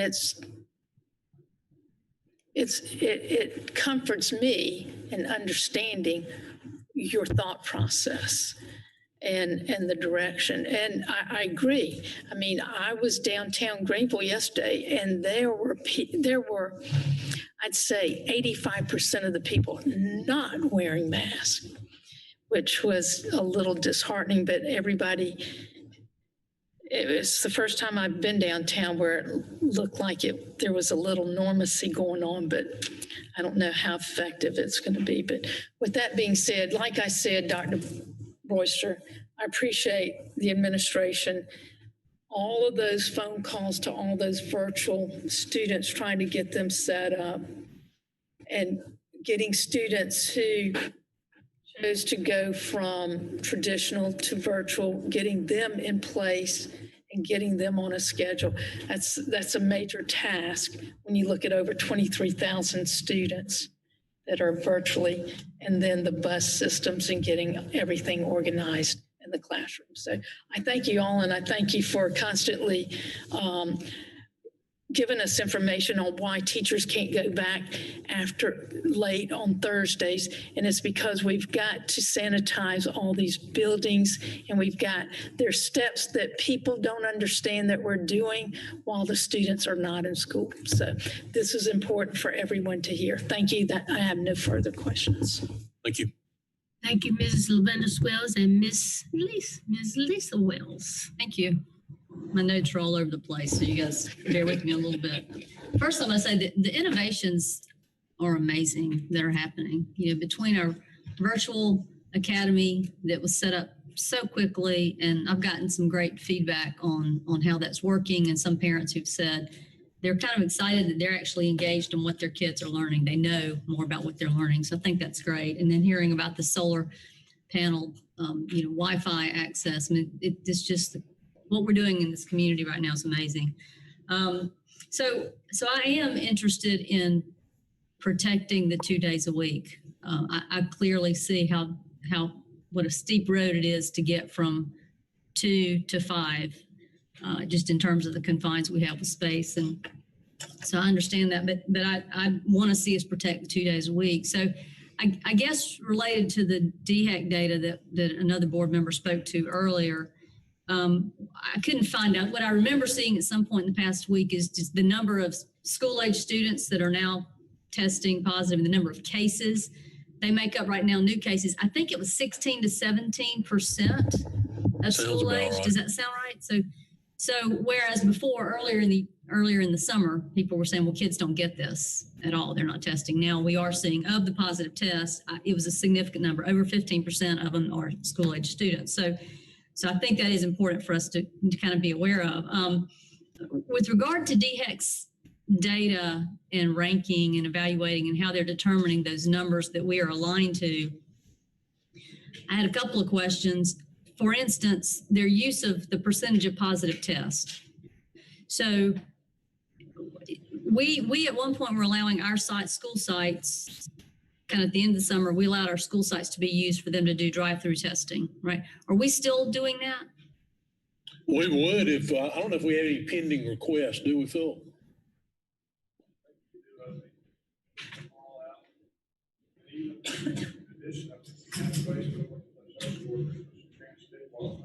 Mr. Davey, I don't know if your microphone's on. I couldn't hear you, so I'm pretty sure they couldn't hear you. Yeah. I'm sorry. No, sir. To answer your question shortly, there's nothing pending. We've taken care of everything. The only restriction we'd put on them now, if they wanted to use the school as a testing site, was to avoid drop-off and pickup time. So in between the times, we could arrange an area at the school for them to use. And quite honestly, some of our larger campuses, for example, high school campuses, we could probably even work around the drop-off pickup, depending on what school it is. But yeah, we don't have any pending requests, but we gladly entertain any requests they might have. They have a site. They're still operating a site at the convention center, and I believe at Prisma main campus. And there may be some others. I know that those two. Well, and I guess what occurred to me is if one of your markers you're using is the percentage of positive test, then it matters a whole lot how many people are getting tested. And if you have widespread availability where someone can just drive up and take a test, you're going to have more tests and potentially a lower positive number. So I guess my question is, I've said it before, I'm not a medical expert, and I think it would be reckless to just disregard what DHEC says and just say, well, we should just send them back to school 5 days a week. I just don't think we should do that. But I do think, as somebody who's trying to deliver a service that is significantly impacted by these ratings and these protocols, I do believe it's important for us to ask those questions and can push into that. So, are we actively, do we know, are we actively having conversations with them about evaluating their rankings and making adjustments? Can they use new data sets? We have all our kids in school across South Carolina now. We have people in school in different models. Can they try to evaluate and correlate community spread rates to school spread rates or all those things would be things that you think they might could use to sort of refine risk and impact. They began to issue this week, so they've issued it once, a by-school report. They sent us a draft of that on Friday, and we responded with several things we asked for them to do to change their report, to make it more easily understood and to separate out the school district or districts, if it's in a multi-district county, from private or charters that were not part of the school district. So I don't know if they've made those changes yet to it, but it does break it out by school. Their reporting data will not always align with ours because we include those we've quarantined, not just those isolated. So they're going to show positive tests and they're going to show isolation. Other than the school, which is self-reported. So if you took your child and you said, well, they go to Malden High School, for example, then it'll get reported back to us from DHEC, but that's self-reported. The only other way they have to disaggregate data is by zip code. And they originally shared that with us when they shared the very first reports. One of the things a lot of us said back to them was that's really not helpful because zip codes, that might include 7 different schools. Right. It might split across, some places it split across 3 different school districts. So we know they can do that. It's just not very helpful to us, but they still report it. You can go on their website and you can see cases by zip code. I don't know that they break it out by age, but by zip code. We've also talked with them about, we really want to understand how much your error or somebody's error, I guess the lab says it's DHEC's error, DHEC says it's the lab's error. I don't know whose error it was. How much did that throw off reporting? It does seem to make sense based on the numbers that were reported and the period of time over which those numbers accumulate, that it probably only moved the statistics by 1 or 2 points, which wouldn't have changed us. I mean, it had to drop at 5 or 6 points for us to. Well, and that's why I'm less concerned about that than just it's back to if you're making a big push for a lot of people to get tested, and you go get tested around the corner, there are going to be a lot more people that get tested. I think potentially that would with be a lower percent. And this may be your point. I think that would be to our benefit. I agree. I think it would too. If they're going to continue to use that percent of tests that were positive out of the total. So I think what you've said to me is you guys are actively communicating with them about how they're evaluating spread, how they're setting what those markers are, those metrics. And I would hope that they would be responding positively and looking like we have seen them do. They're trying to also disseminate the data, but in a way that's not reckless. They've certainly been receptive to the things we've said. Sometimes they move, sometimes slowly in us looking at it, but so I think that's what they do is very detailed. It needs to be very precise. So yeah. So but we make sure we share our concerns with them. So the other part of that is related to me, a better marker. What I remember in the beginning, sorry, I'll try to go quick. You want I only have one more speaker, correct? So I will extend for 10 minutes. No objections.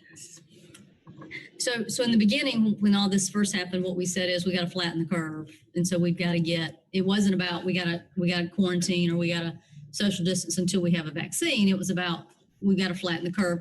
So it just seems to me that one of the other markers, a more significant marker, really should be related to what the health services, the capacity of the health services that can be provided look like. So again, just in the conversation, why aren't we talking about what is the pressure right now on the medical community and the hospital system to deal with this versus kind of the metrics they're using? So, I think it over time, it is very true that this is wearing on a lot of people in a lot of different ways. We are stressed as a community.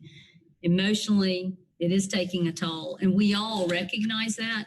So I know that you guys, we've done the best we have been able to do, and these innovations again are really amazing.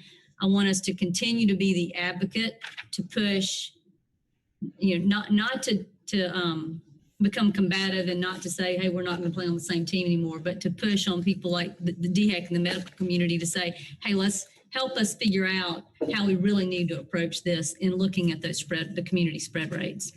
One of the things that we do, it falls back to something you said just a minute ago. We don't show it up there in a grid, but when we've looked at decision points, we talk to the healthcare providers to see what their current impact is on their ICUs. You remember at one point during the summer, they were both Bon Secours and Prisma were very concerned they're about to overwhelm their ICU capacity. So one of the things that we do is check with them, is that an issue right now? Right now, our last check with them, that was not an issue. Doesn't appear on a metric, we don't get it from DHEC, but we do talk with them because we want to make our decisions cognizant of the fact that, are they about to get overloaded over there? Because if we bumped the spread by bringing people in, then we could overwhelm we could add to an already overwhelming situation. That's not currently the case over there. And I did find, I searched that out too. I did find some data on the kind of hospital bed capacity and ICU capacity. So I just want us to continue to be aggressive in pursuing all those avenues to have those conversations. So on the instructional piece, when we talked about kids, if they're not in school, they have their content to view, but is there anything that precludes live feed from the classroom on the days the kids aren't there? Our capacity, our bandwidth capacity to do so, and the technology to do it. Now, we have some teachers that are doing that. I was in a class the other day where there was a teacher teaching live a math lesson. This was in elementary school, teaching a live math lesson. She was doing it, she was broadcasting it to her students that were at home, and she was recording it for those that weren't sitting there watching it. But to do that universally, and Jeff can speak more to that, he can use some numbers around all that. But it would, at this point, exceed our capacity to do so, and we don't have enough cameras to do that. But we do have some classes that are being taught that way, intentionally, and in other cases where the teacher's simply ready and able to do those things. Well, and it seems like even if we sort of set it on a schedule where we had some protected time for, okay, so during this period, first grade teachers can stream live content, and during this period, second, just so that kids are getting the benefit of that instructional, having that lesson delivered to them in person and live versus having to learn it through some other mechanism. So, all right, so that was a question there. If you want to add to. Dr. Riss was referring to the bandwidth. If every teacher did that stream-wise, our bandwidth, our network wouldn't be able to handle that. Mr. Brown did get us some updated bandwidth from the state, which we appreciate, and locally we provided some additional bandwidth, so that has certainly helped. I think some teams are getting creative as they go through. For example, in your case, a first grade teacher, technically one of the first grade teachers could technically stream the math lesson for all the first grade teachers.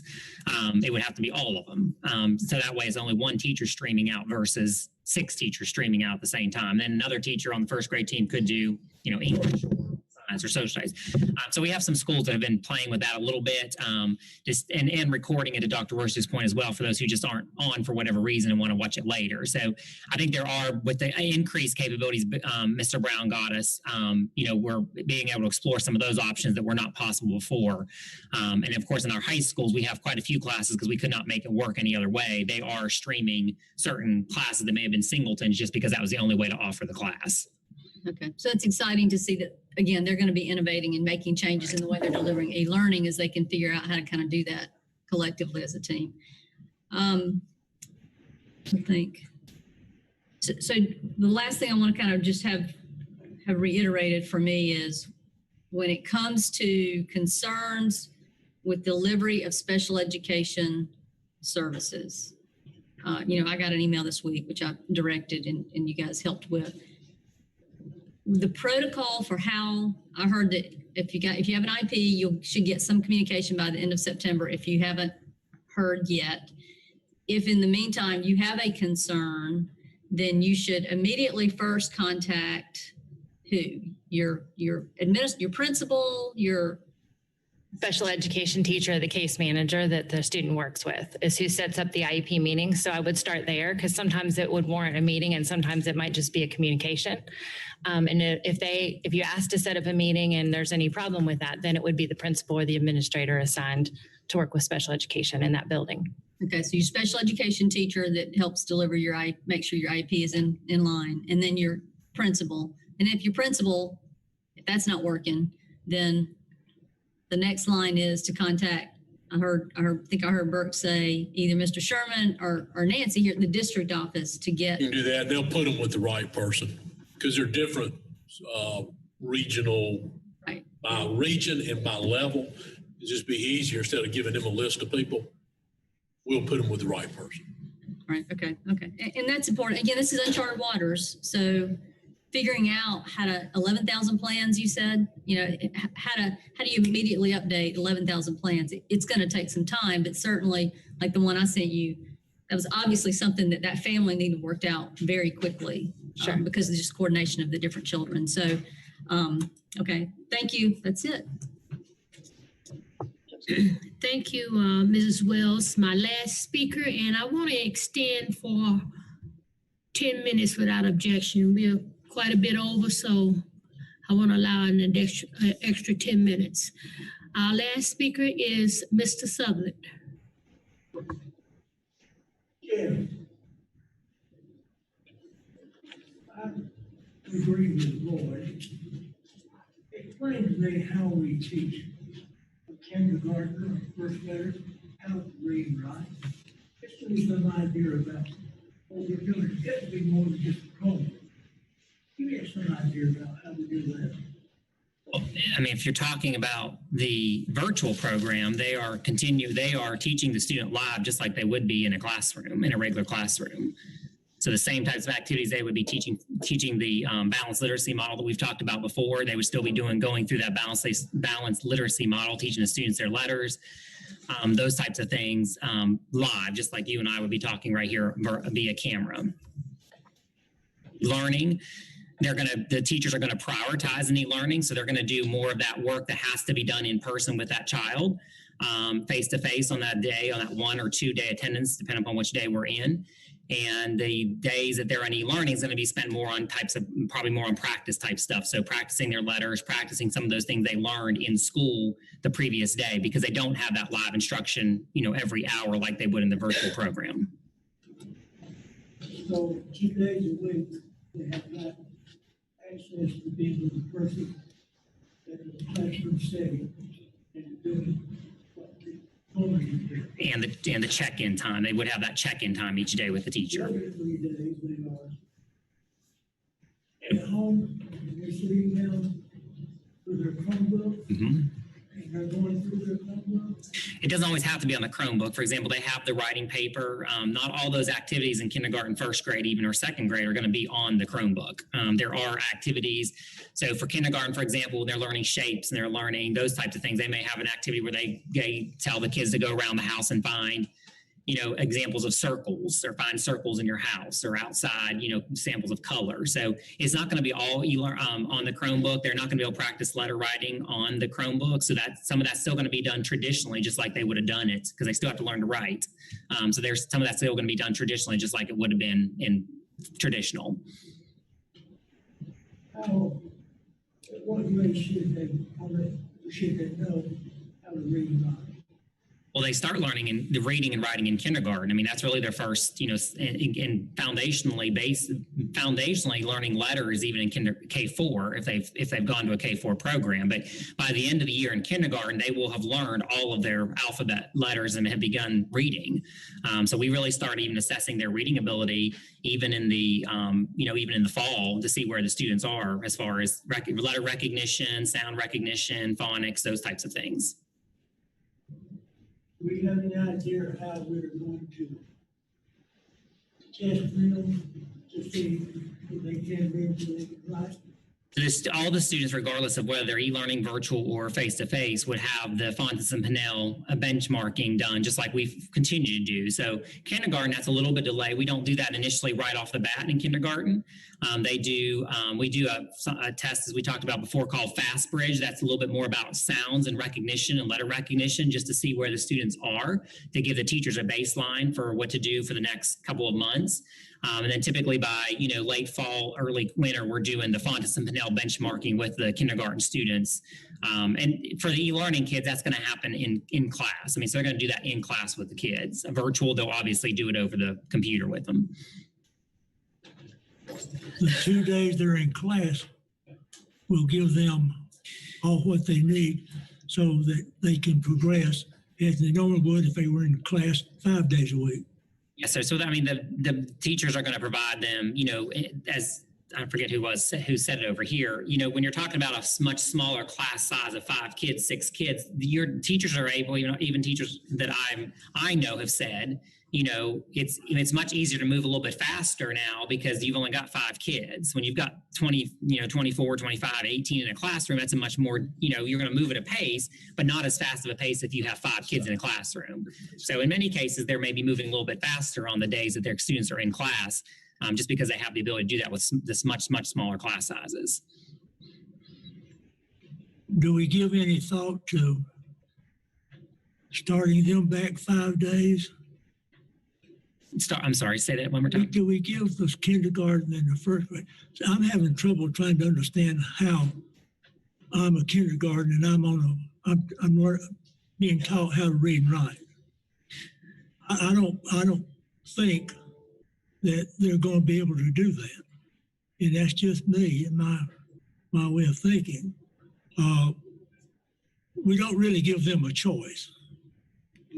We had a choice. The choice would be you go to school 5 days a week or you go viral or a computer. Yes, sir. So to say you're going 1 day or going 2, we're not giving them a choice. My way of thinking, we're just simply saying, this is all you got. But if I understand, we got so much in regard to what a child learns, when he learns, and in addition to that, how the coronavirus is affecting them. Do we have any information on our kids in our school district that are kindergarten or first grade? How many of those have the virus?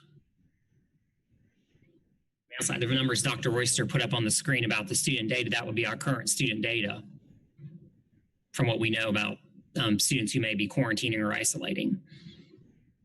And how many is that? There's 129 that are currently quarantining. That's as of today. There are 5 that are isolating. Isolating meaning that they've tested positive. And one of the things that we would imagine from that data, part of that is because of the way we've maintained the distances between students within school, which has helped keep those numbers low. Agree, Dr. Roach. We can't. Obviously, it's better off for everybody to be there 5 days in a row. But I think, too, and it's been alluded to a little bit this morning, that opportunity for kindergarten and first grade teachers. Now, kindergarten teachers with an aide in the room and first grade teachers by themselves to be working with those really small groups of students 1 and now 2 days a week. That's extremely powerful. My only personal experience with that kind of thing, both participating in it and observing it over the years. I don't know if you ever did this in your career or not, taught a homebound student. I'm certain you probably saw homebound students over the years come back into school. It's rare that a homebound student doesn't come back ahead of the class. And they only get 5 hours of instruction a week in every subject. That's all total, 5 hours a week, but it's 1-to-1. It is most unusual for a homebound student not to return and be ahead of where the rest of the class is, because they've had intensive work with a teacher that's focused on, quite honestly, is focused on the things they don't understand as opposed on everything. So there is tremendous power in having 3, 4, 5, 6, 8 students, a power we could never realize on a regular basis. So that helps to offset the fact that they're not there every day, like we traditionally think of, where you got 18 first graders sitting there 5 days a week. They're there in half that number. Do we have students in kindergarten and first grade that are homebound? Yes, sir. I'm sure we do. We have students at all levels throughout the course of a year that would be taught through homebound instruction. Do parents always say why they're going to homebound them? Yes, sir. You have to have a medical note from a doctor. Oh, so if I was a parent and I had a kindergarten or first grader, then I have to have a notice from the doctor. If you desired to go on homebound instruction, if you desired to go to homebound. You have to be out a certain number of days and have a note from a doctor. Okay. Can we look at this slide on the athletic events? If I can get the thing to, Chris, I'm not.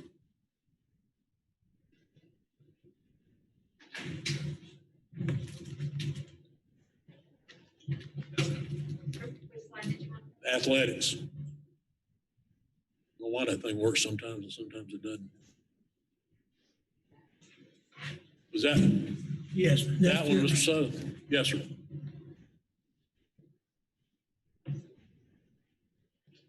Why wasn't this given to board members? When did y'all give that to the schools? That's what I'm asking, Doctor. We've been working with the schools for the past week to determine those capacities. They just completed that at the end of the week last week. Yeah, I've had teachers call me this past weekend and say, we've got a match tonight at 7 o'clock. And they say, we've been informed that everybody has to pay. They're not going to accept teacher passes. And I said, that can't be right. That would be a slap in the face to our teachers. And if some of these things, they will never reach the maximum. I'm going to a volleyball game tonight, and I would be very amazed if there was ever a maximum level of volleyball. Why are we allowing South Carolina High School League? And not our own people. Because that's a requirement of being a member of the league, that you honor their passes. We have no choice about that. The others we're not honoring because we have a huge number of passes out there. Now, if a school wants to allow their own faculty in, once they've made provision for the families of their players, that's fine. But we're not requiring them to honor those other passes. And for large spectator gatherings, like football, I understand, and basketball, they've got to know ahead of time. Otherwise, they're going to be dealing with people that are going to be upset because they get there and find out they can't get in because they can't get a seat. So they need to do them ahead of time everywhere it's possible. Now, is it going to be an issue with somebody watching a volleyball match? Probably not. But some of our gyms are extremely small. So as soon as we got the information from the league as to what the parameters were, then we sent people out from facilities to go to every school and work with the athletic director and the principal to determine what the capacities were in the gyms and in the stadium. And it's taken a while to do that, because they had to figure out how they're going to lay it out. You're going to put 2 seats together. You're going to put 4 seats together. Then you got to do the 6 feet apart. Each school may choose to do it a little differently. Maybe they want to have a family unit of 4 to be able to come. And then you also have to offer, at least to the players of the opposing team, seats for their family members or guests to come. So you're getting this as soon as we've reasonably completed it. Excuse me, Mr. Southern, do you think you can use 5 more minutes? Mm-hmm. Okay, why don't we extend for 10 minutes then, without any objection? Take your time. I'm not going to take twice the time. I know what you're saying to me. Take as much time as you need. Dr. Roast, I just don't understand why we're looking at, I can understand if I go to a game and they say, no, you can't get in, we're at capacity. I can understand that. But to simply say, no, everybody's got to pay, make me kind of think, well, are we concerned about the students? Are we concerned about trying to make up some of our revenue? Well, to be quite honest with you, there's a concern about both things. And we have thousands of passes out there, thousands. We don't just have a few hundred. Every employee has one, and then we have all those Golden Circle passes. So we have thousands of passes. We want to make sure that the players and their families can get into the ball games. We'll make sure of that. Well, what I'm saying though, Dr. Royster, is if I go to a ball game and I get ready to go in and they say, no, you can't come in because we're at capacity. Yes, sir. I can understand that. Yeah, but not everyone is as understanding as you are. That's true. You've got a good point there. I agree with that. Well, when we look at the people that I can't pay at the door, I have to go somewhere and order a ticket. They'll let you pay at the door, just not cash. If there's room left, they'll let you pay at the door. But I would imagine they're going to announce that ahead of time. How do I pay? At that point, you have to pay digitally if you didn't buy the ticket ahead of time to keep them from having to handle money back and forth. The other thing, and you alluded to this, our athletics run off of their gate receipts. We pay for their maintenance. We pay for their supplements. We provide some money for transportation, but they have to run their programs off their gate receipts. Now, I suspect we're going to have to ask you all to do a little bit to support that for the end of the year, because this cuts way into the revenue that they would get. And to your earlier point, normally those passes, they're not keeping a paying ticket holder from entering the venue. But if we honored all of them, they would prevent paying ticket holders from entering the venue, which hurts the school and also could hurt the families of the athletes that are playing. Where does it say I can get a ticket? If you're speaking about yourself individually as a board member, if you'll contact Ms. Fitzer, we'll make sure that you have the appropriate ticket for where you need to go. Contact who, Dr. Royster? Ms. Fitzer. Okay. So obviously, the superintendent passes is not any good. No, sir. You actually qualify for a retired high school league pass, I would imagine.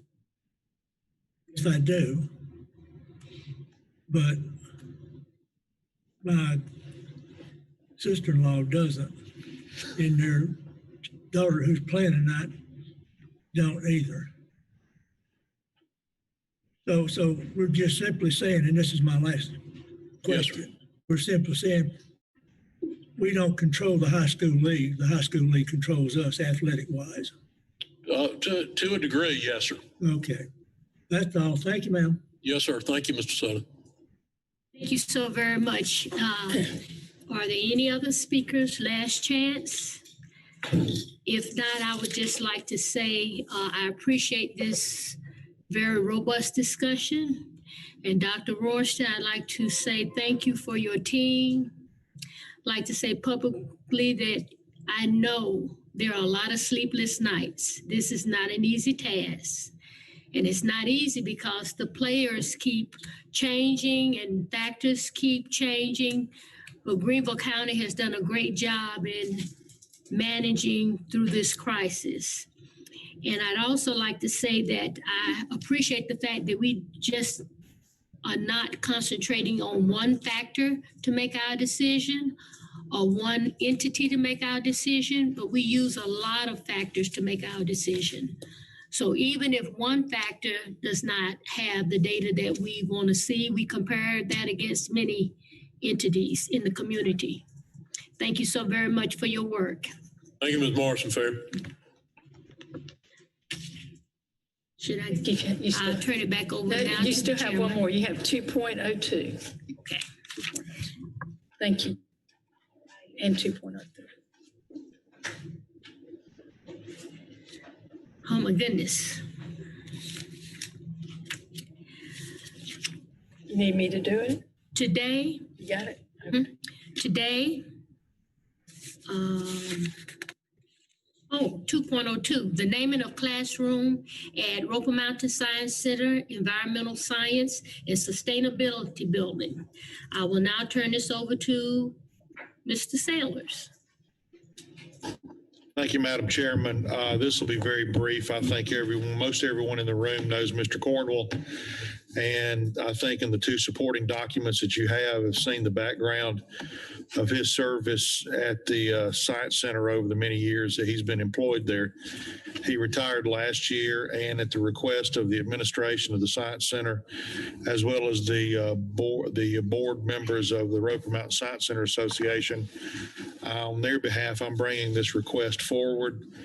The motion is to approve the naming of a classroom in the new Roper Mountain Science Center Environmental Science and Sustainability Building for Mr. Greg Cornwell. Second. It has been moved and properly second that we approve the naming of a classroom in the new Roper Mountain Science Center, Environmental Science and Sustainability Building for Mr. Greg Cornwell. All those in favor, please let it known by the sign of aye. Aye. All of those opposed. The motion passes. Thank you, Madam Chairman. Thank you, Mr. Sailors.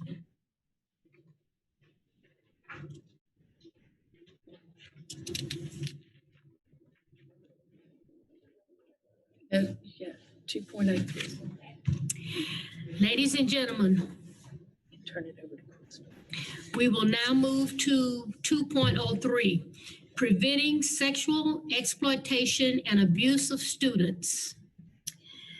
Before I turn this over to Dr. O'Connor, let me say that Dr. O'Connor has taken the lead as a constant advocate for education and improvement on the topic of preventing sexual exploitation and abuse of students for many years, resulting in significant progress. However, as long as there are people who are capable of victimizing our children, we must guard and protect fiercely by policy and practice and send the message that there is zero tolerance of any adult sexual misconduct in a school setting. Today, we will discuss the problem, some of the important steps we've taken to address the problem, and leave the administration with questions and recommendations to be addressed at the October Cal meeting. I would now like to turn this over to Dr. O'Connor. Dr. O'Connor. Thank you, Ms. Morrison Fair, for your work on this matter as well, and for your commitment to making improvements in this arena, since you understand as a retired educator the importance of honoring the unique position of trust educators have in the lives of children. For the first time in my memory, the entire board has signed on to an agenda item for the committee of the whole. This board and administration are committed to preventing and addressing any sexual mistreatment of our students. We will continue to be aggressive in our response to this urgent problem. Sexual misconduct with a student is the most egregious breach of an adult's duty to protect students. Not one youngster should be harmed in this way or by an adult in a school setting. Not one. And yet it happens here and anywhere where adults and young people interact. The question is, how can we prevent it from happening in schools and respond with zero tolerance when it does? What are the consequences for this misconduct? And do they go far enough? This board has introduced, discussed, and advanced policy improvements to define, report, and respond, but most importantly, to prevent sexual misconduct by adults in school settings. This administration has worked hard to make improvements by supporting policy, developing and expanding training opportunities, and agreeing that our efforts must continue so that every child is protected in our care. We all agree that given the nature of the risk to students, there's always more to be done. To follow best practices, we continue to evaluate the effectiveness of our policies and programs as we're doing now. When Ms. Wells was board chair, she created an instructional policy committee, which I was honored to chair initially. We updated our comprehensive health, IDB, and IDBA sexuality education policies to include explicit age-appropriate education for students at all levels, to include Aaron's Law and education about consent, boundaries, and what to do if those boundaries are violated. Later, this board updated GBV, a similar process and language regarding the education of administrators and teachers. The policy addresses prohibited conduct, proper communications with students, and reporting of misconduct. Since Ms. Morrison-Fair and Ms. Bush were especially involved in the comprehensive health policy work on comprehensive and sexuality health, they will assist in presenting the overview for this item for our listening audience, since they cannot be present with us today. Ms. Bush has served on the Comprehensive Healthcare Committee for all the years I've known her. She served many times with me to interview teachers, parents, community members, educators, clergy, and students for the Sexuality Education Advisory Committees, and served on the Instructional Policy Committee when we changed policies to include training for students about healthy boundaries and what to do when someone crosses them.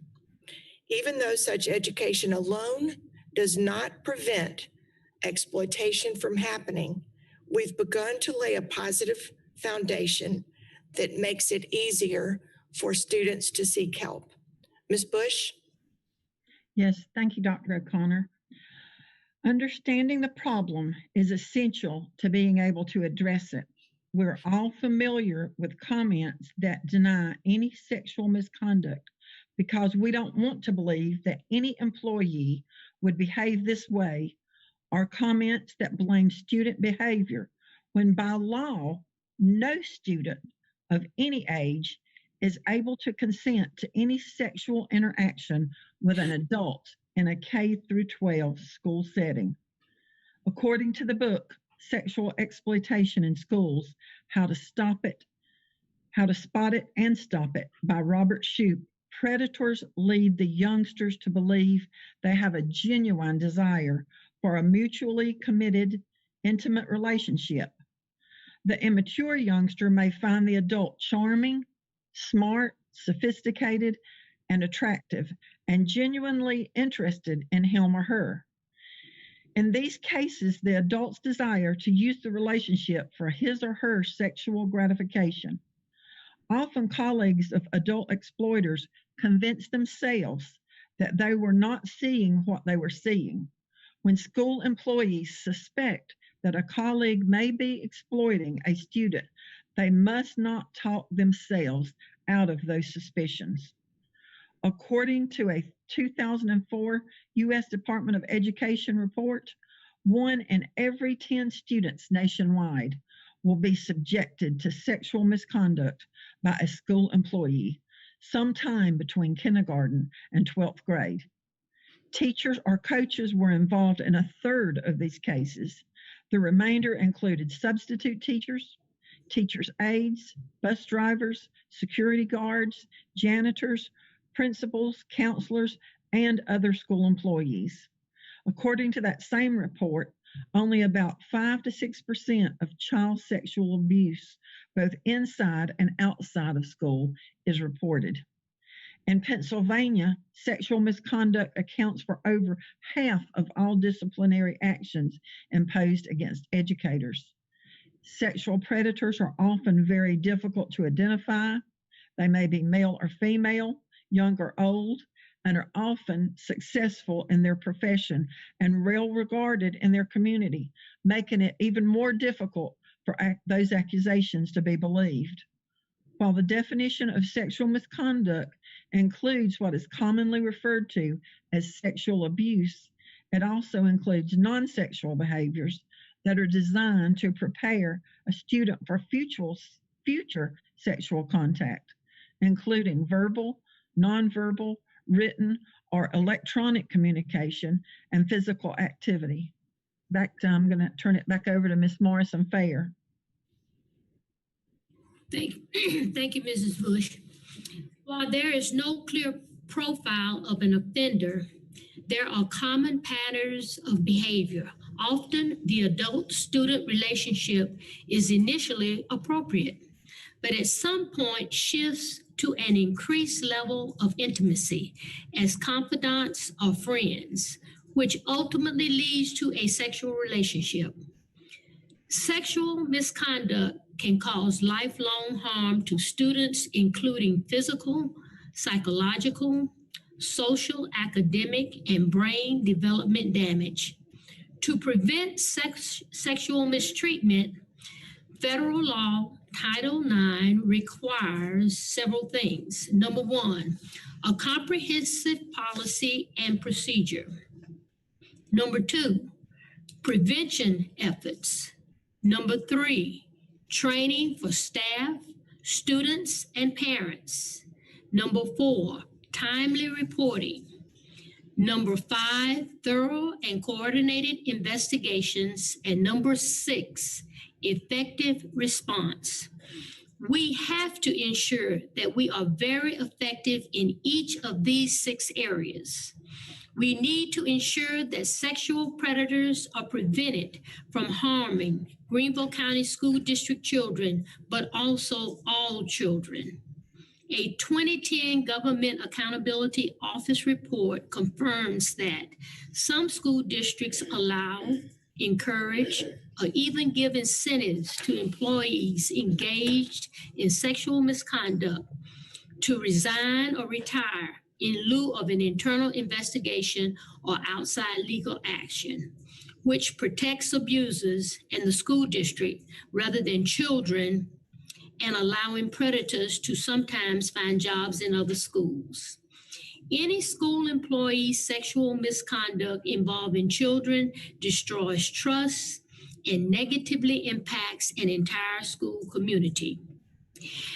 Next, we will present some recommendations to further improve policies and procedures and practices.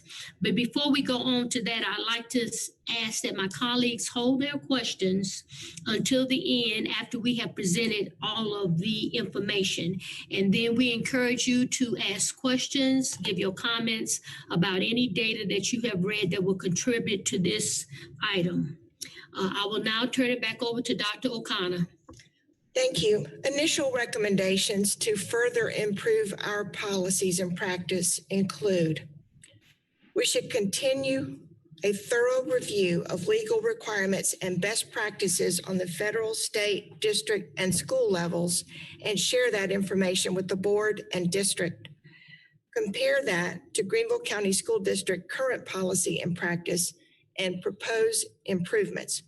I know that Dr. Royster, Dr. Turner, and Doug Webb have all been working on this and intend to do just that. It would be very helpful to receive a summary of evidence for this problem, as we do with student expulsions, for example, in addition to information on individual incidents. We can do further work to improve advocacy at the state level to help in encouraging other districts to adopt policies as we have done in Greenville. According to the literature, annual in-person training is best. We offer excellent training in person for administrators, especially on the rotation of about every 3 years. But teachers, especially new teachers, need to be on a similar rotation for in-person training. Ms. Bush and I were asked about that during our interviews for people on this committee this time, to say that it just isn't the same to watch a video on this topic as it would be, especially for new teachers, to be with a professional who can organize a conversation around open dialogue for how to respond and what is appropriate and not. We're doing well in providing additional training for our students since strengthening our comprehensive training. However, no training is currently available for high school students outside one PE requirement, which usually takes place in 9th grade. Until recently, students taking online PE had no access to this information. Please review with our health educators what they think would be most helpful in reaching our high school students, especially since so many are also taking high school PE credit in middle school and go years without anyone to have this conversation of such an important nature with them. Ms. Bush? Yes. I think there was another part in there. I think you're right. I will give a few questions for the administration under the area of the legal environment. 5 areas that we would like for the administration to look into. Number 1, what is the federal and South Carolina law regarding school district policies addressing sexual boundary violations? Number 2, in some states, hearings are closed to the public. Under what circumstances could a child be required to participate in a public hearing of this nature in South Carolina? Number 3, how is criminal conduct in this arena defined? What is non-criminal conduct in this relationship to educator interactions with students that violates accepted standards and is grounds for disciplinary action? Do we define specific definitions for these? Number 4, can a teaching license be reinstated if it is revoked or suspended for reasons relating to sexual misconduct towards students? Is there a clear central authority for tracking teachers accused of sexual misconduct in schools?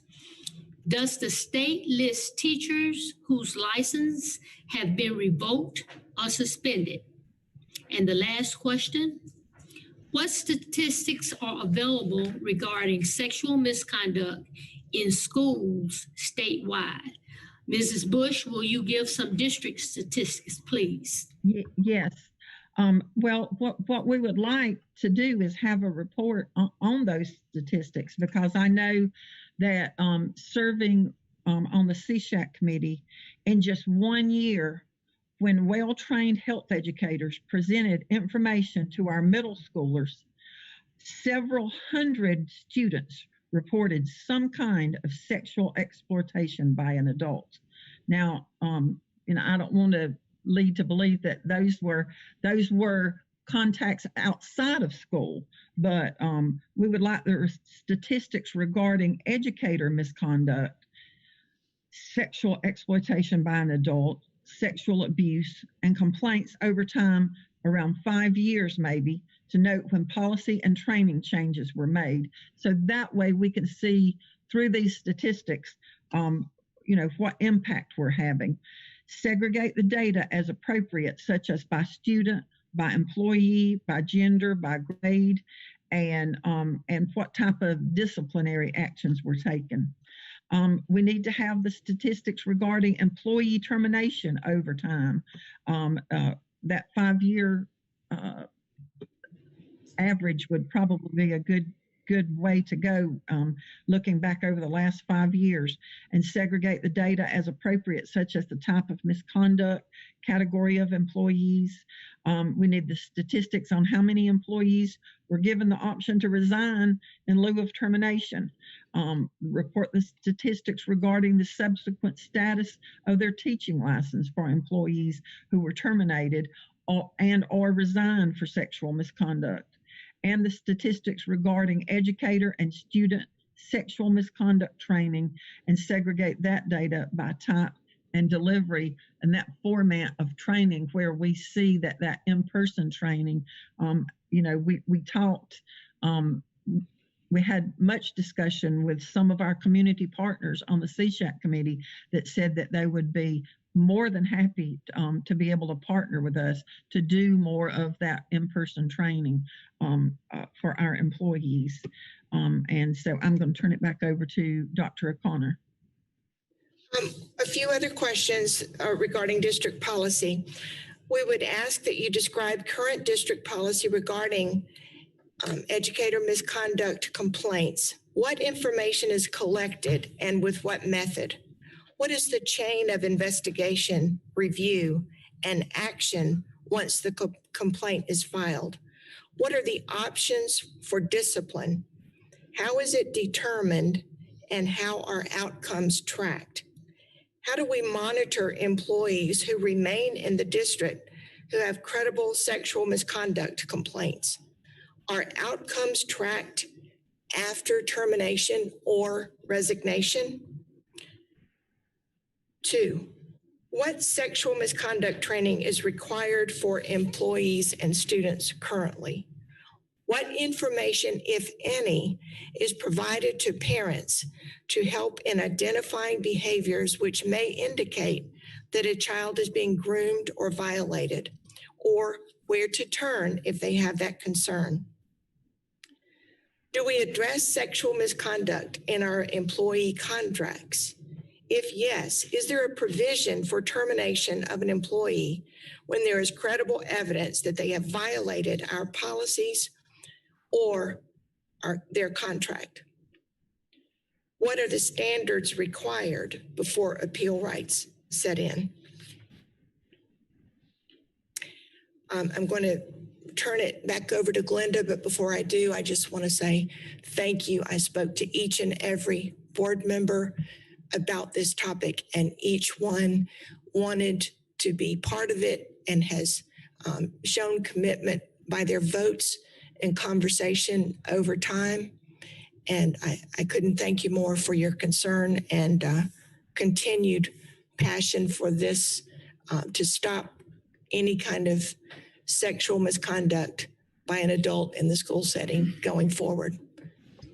Ms. Morrison-Fear. Thank you, Dr. O'Connor, and I definitely agree. There's not one person on this board that is not passionate about this subject.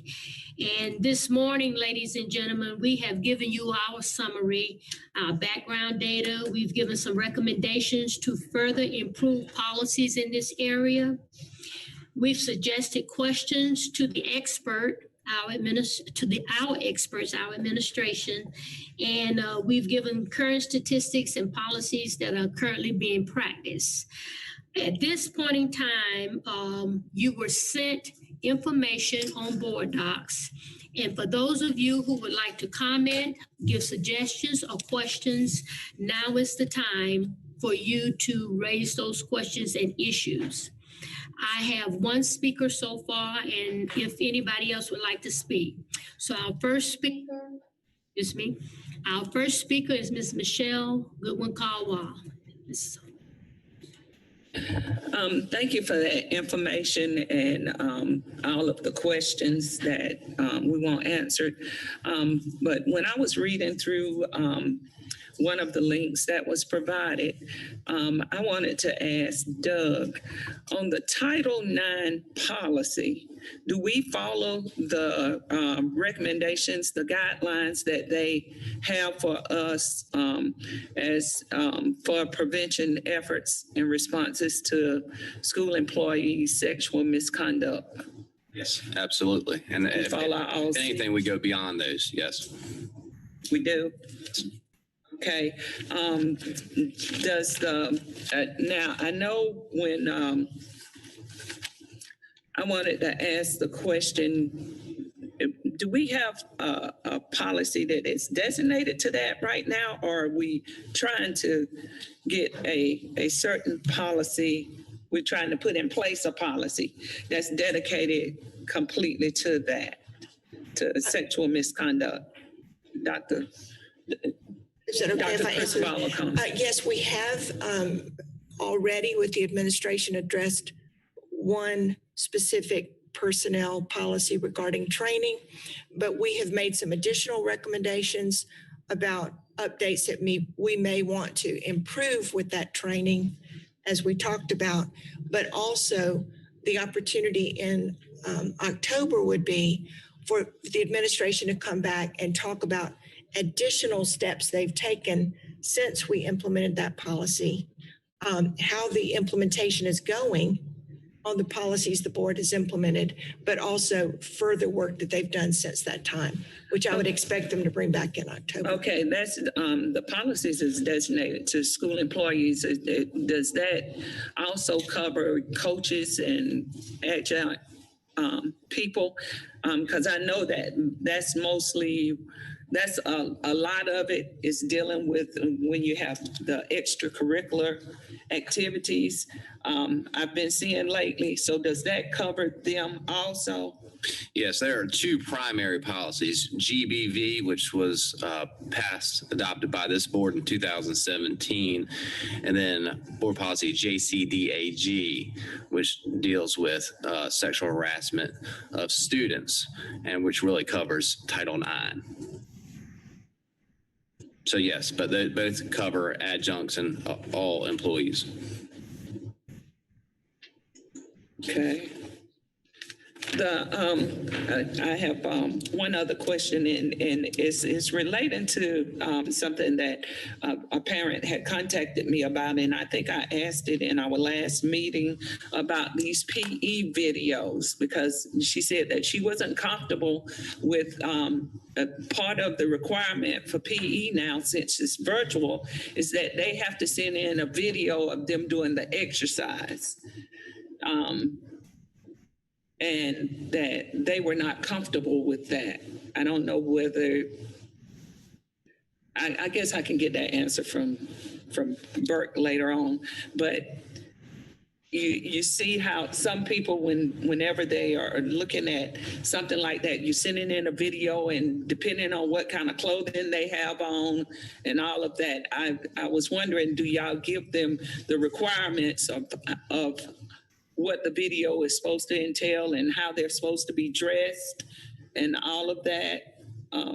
Yes, I'll turn it over to Mr. McCoy. I know we work with parents to make sure students are comfortable, and we would certainly listen to and address those concerns, but I'll turn it over to Mr. McCoy on that. So with the virtual PE class that we've always had, certainly parents have an option to opt into that or not. And certainly we provide guidelines. Now, we don't have a lot of control sometimes on what students choose to record. Certainly if it's going to be something inappropriate, we would address that with students. Those videos are 20 to 30 seconds long. That's addressing standard 1 in PE, which is all focused on fine motor skills. There's really no way to do that other than doing a video if they're doing a virtual PE class.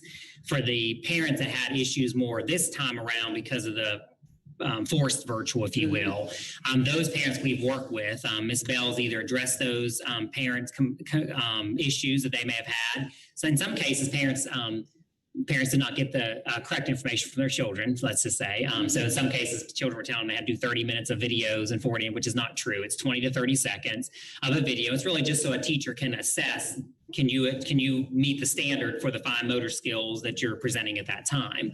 If the parents still had further complaints, then in most cases, we worked it out with the parents. I don't know if it's one you referred to, but we worked it out with several parents over the last couple weeks in virtual just to remove them from the PE class in middle school, so they did not have to do that portion since it was not a choice for them to do virtual PE.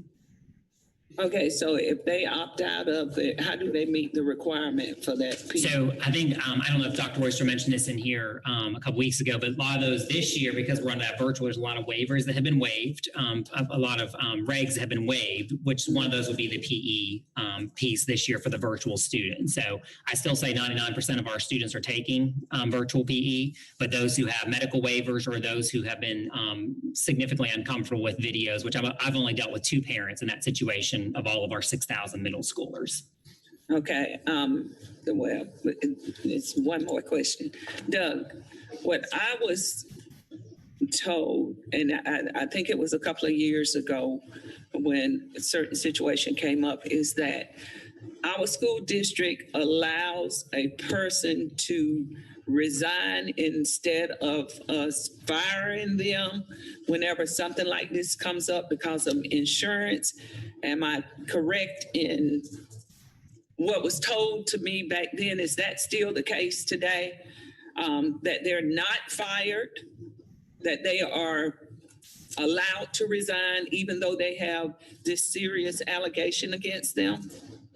There's not a blanket practice or policy. We will look at every individual situation independently and look at it. It's not pertaining to insurance. Let me assure you that. Regardless, even if an employee does resign, obviously we would work with law enforcement. If there's any sort of law enforcement concerns, we would work with the State Department of Education with certification, make sure that they knew about it. We would publicize and communicate to any and every party that we should communicate about the situation to make sure that it is known. But again, that's even if they were to resign. But we have certainly terminated individuals for misconduct in the past as well. Okay, so when they are recommended to the State Department for revoking or suspending of the license, I know that they are the ones that make that decision, but is that information communicated to other states, other districts and states, in order for them not to be able to work with other children? Yes, and I know the South Carolina Department of Ed, when someone from out of state comes in and attempts to get a South Carolina license to be able to teach in South Carolina, they will look at a database to look at other states, other actions in other states, see what has occurred, and do their due diligence. Just like we would do our due diligence as far as contacting past employers, getting references, things of that nature. So they would do their own due diligence and looking to see what certification actions have occurred. So there is a database. Yes, and I would have to look into it a little bit more as far as the name and things of that nature. But I believe South Carolina Department of Ed looks at a sort of a national clearinghouse kind of database. Okay, is it designated specifically from sexual misconduct, or it's just a database with that's information right. on that person? Entirety, as far as any kind of misconduct. Okay.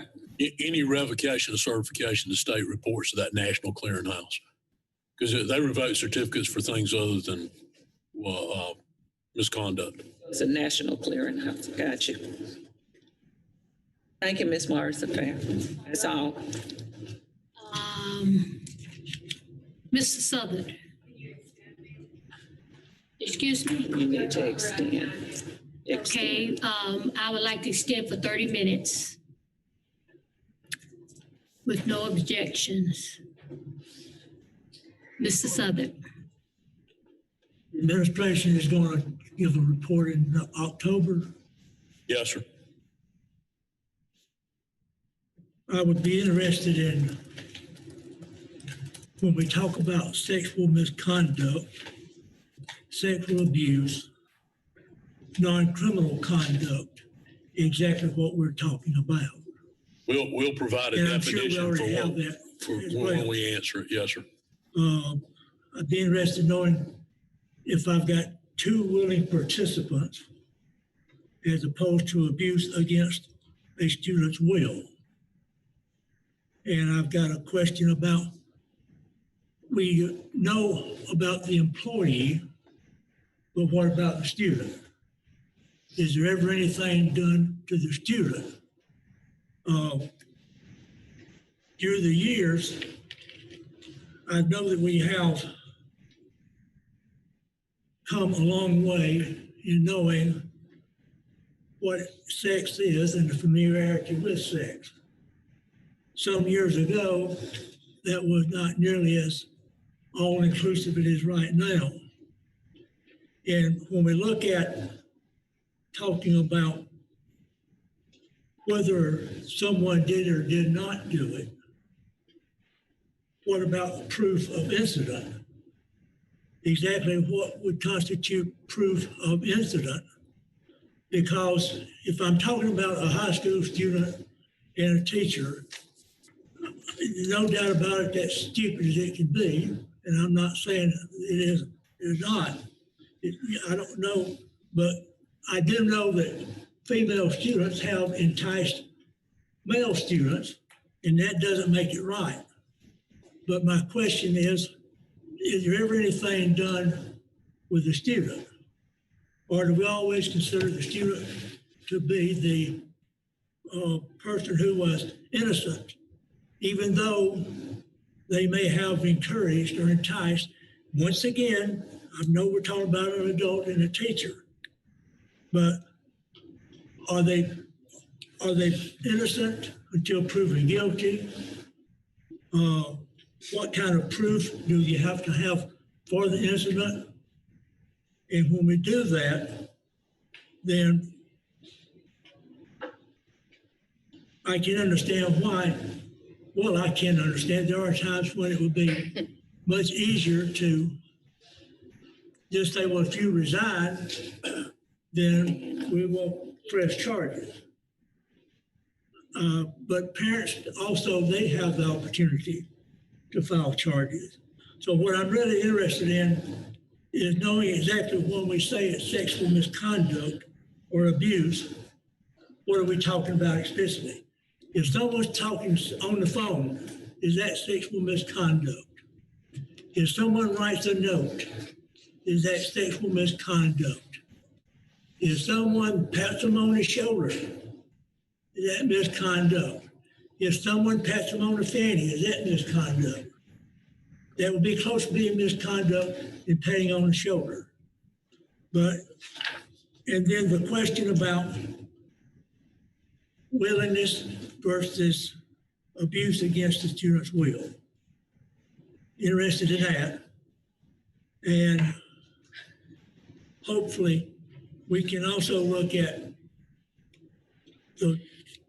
something besides just being given opportunity to resign. I don't know if there would be a situation or time when we would do that. I could think to myself, we can't prove it, but we're pretty certain that it happened. But the evidence to support that. I do know in the years that I've been involved in those particular kind of things, people that have done that, then a question has arose from time to time, well, what proof was there? Well, she said they didn't, but the parents said they did. So I'm interested in just taking a look at that. We can do that when we come back together, then that gives me a little bit better idea as to exactly what's going on. Because if I give my willingness to do it with a teacher, we also have a look at sometimes whether it's a student with a student. If I've got a high school student with a middle school student, is that sexual abuse? If I've got two students, difference of age, several years, do we have that taken care of in our policy in that regard? That's all I have on that. Thank you. Thank you, Mr. Savitt. The next speaker is Mrs. Grayson. Thank you, Ms. Morrison-Fair. So my questions have to do with looking at this through the lens of the advocacy committee. I have looked into state and federal laws to some extent on this issue, but I know that ESSA, for example, requires any schools that receive federal funding to don't pass the trash legislation. And so I looked at our laws, and our state law looks to be pretty strong in the area of background checks at the state level. Like you said, Doug, the state board of education looks into it, and then the district. So there's a double layer of protection there. Transparency, apparently you can get detailed information online about teacher disciplinary actions in our state, and we have strong mandatory reporting laws. The area where I see some work could be done is sharing misconduct information across states.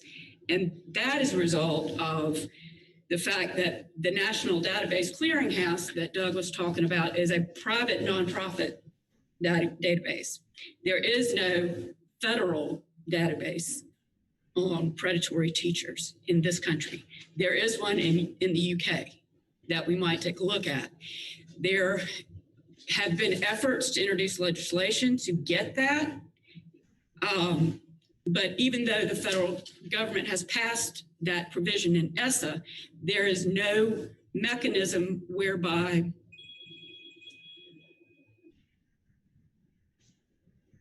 the federal government can require compliance with that provision. So it's up to the states. So our state law looks pretty good. Our district policy looks pretty good, thanks to the work of the committee on that issue. But I believe that this allowing teachers to cross state lines is something that we need to work on at the federal level. So I appreciate thoughts on that. And then the only questions I had for the district on this issue is what type of face-to-face instruction we're giving teachers. Obviously, right now, we're probably not doing any, but during normal times, what does that framework look like for a teacher? Do we do it as part of summer academy? So maybe the next month we can talk about what that looks like for teachers. And that's it. Thanks. Appreciate y'all's work on this issue. Thank you, Mrs. Grayson. Mrs. Bush. Yes, I just wanted to reiterate what I said earlier, and Doug might be able to have some more information on this, but there was a South Carolina law that was passed that said that no student, because it seemed that there were some issues with the age of consent being like whether it was 16 or 17 or 18, and it was a high school student. And our legislatures thankfully stepped up and passed a law that said if you are a K through 12 student in the state of South Carolina, that you cannot give consent. So if you are a 17-year-old high school student, you cannot give consent to an employee, whether it's a coach, whether it's a janitor, if you are an employee of the school district. And Doug might want to speak some more on this, but am I not right, Mr. Webb? You are correct about, and I don't have it in front of me, about 7 or 8 years ago, I believe that was passed, and you are correct in what you state.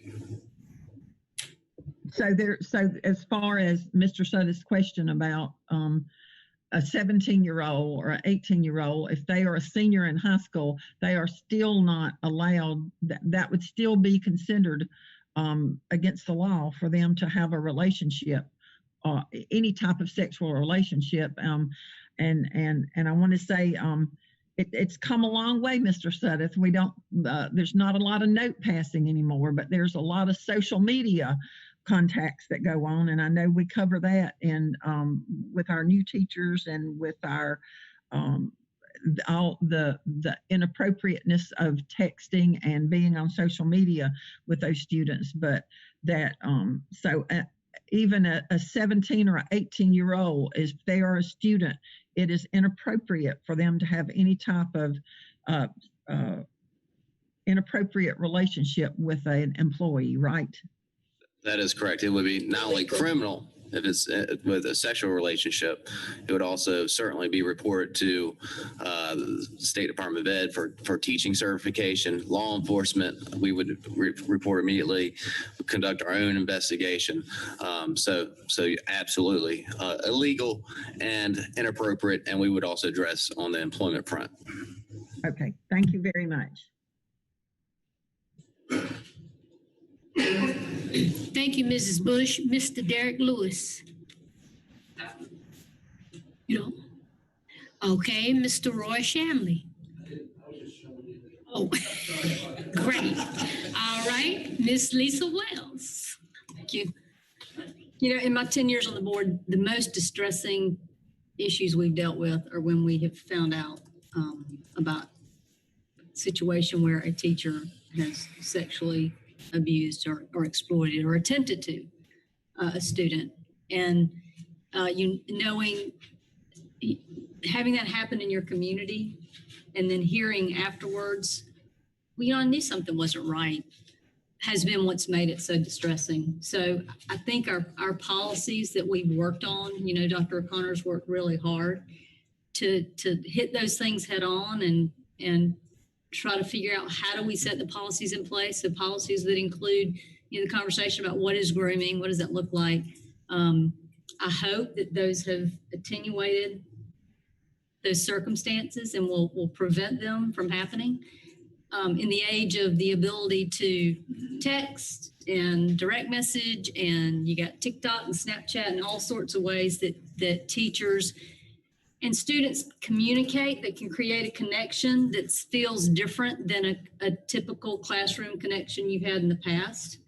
And so I think from a societal standpoint, we really have to stand guard in an even larger way to ensure that relationships don't develop that are hidden.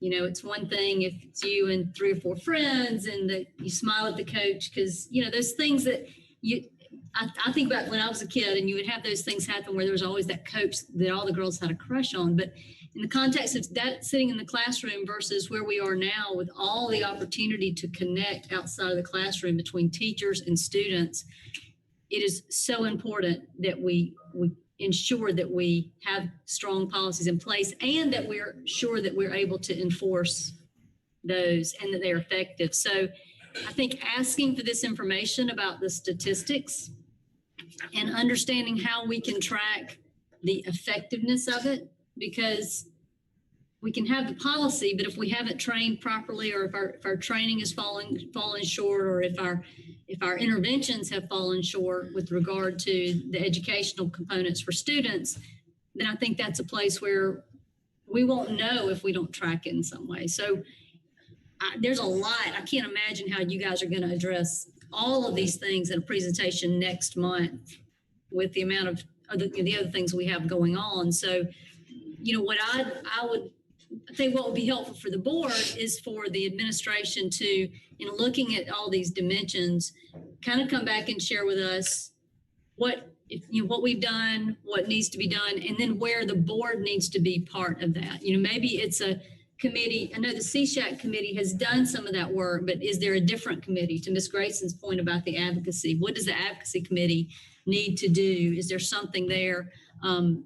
Do we need a separate committee to address some other piece of it or to evaluate some other piece? So I think I would like to hear about actions that we need to take as a board, because we could get in the weeds this month or next month of all these different conversations and all the different pieces of it, and could spend hours and not necessarily have that make an improvement in what we're doing and how we're protecting children. So my plea, I guess, to the administration is in coming back next month is, thoughtfully give us the roadmap for our next steps and how we're going to ensure that we can continue to advocate for students and protect students as the world changes the way it does. I had not heard before about the several hundred reports by middle schoolers in the year following the adoption of this training. So that, that says, okay, well, there was some great content there that we really made a difference when we made a switch, but understanding what that trend looks like as we move forward is something that I think honing in on what we hear about next month, that's what I'd kind of like for us to focus on in that way. And I don't know if Dr. Royster, if you want to respond at all to that. Yeah, I think to your point, those are a lot of questions. To answer them thoroughly, that's a whole lot of data. We need to get a better idea of how much data that is. And then does it need to be in two parts? Does it need to be approached a different way? I don't know. We have some work done on some of this, but all of that at one time may be overwhelming.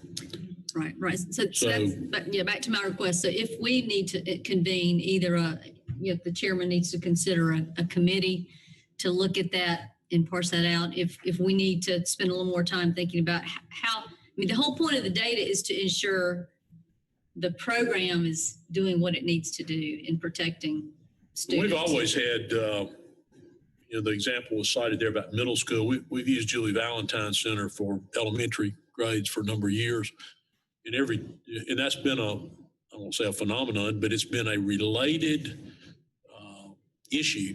Each time they presented, they garner reports of, on occasion, it has been of a school employee. More often, it is something that's happened outside of school that presentation causes those students to come forward either to the Julie Valentine folks or to the counselor in the school. So that's not restricted only to that middle school group. Probably the first time it happened with them.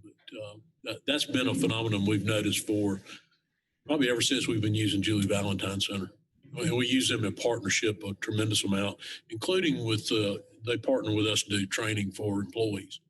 And I think there was a big shift when we started that training that made a huge impact. So there's nothing more heartbreaking than seeing the impact. And we have seen it in the time I've been on the board, at least a couple of times that I can think of. It's just, it destroys families, it destroys people. So I think, on both sides, both protecting our students and really making sure we're protecting our employees and helping them understand, because it's, even that teacher that's 22 years old and coming into the classroom and she's teaching, if she's in high school and she or he is teaching kids that are close to her age, it's hard to understand those roles well if you don't have the training to really, know how to engage and know what the boundaries are. So, making sure that's rigorous is really important. So thank you.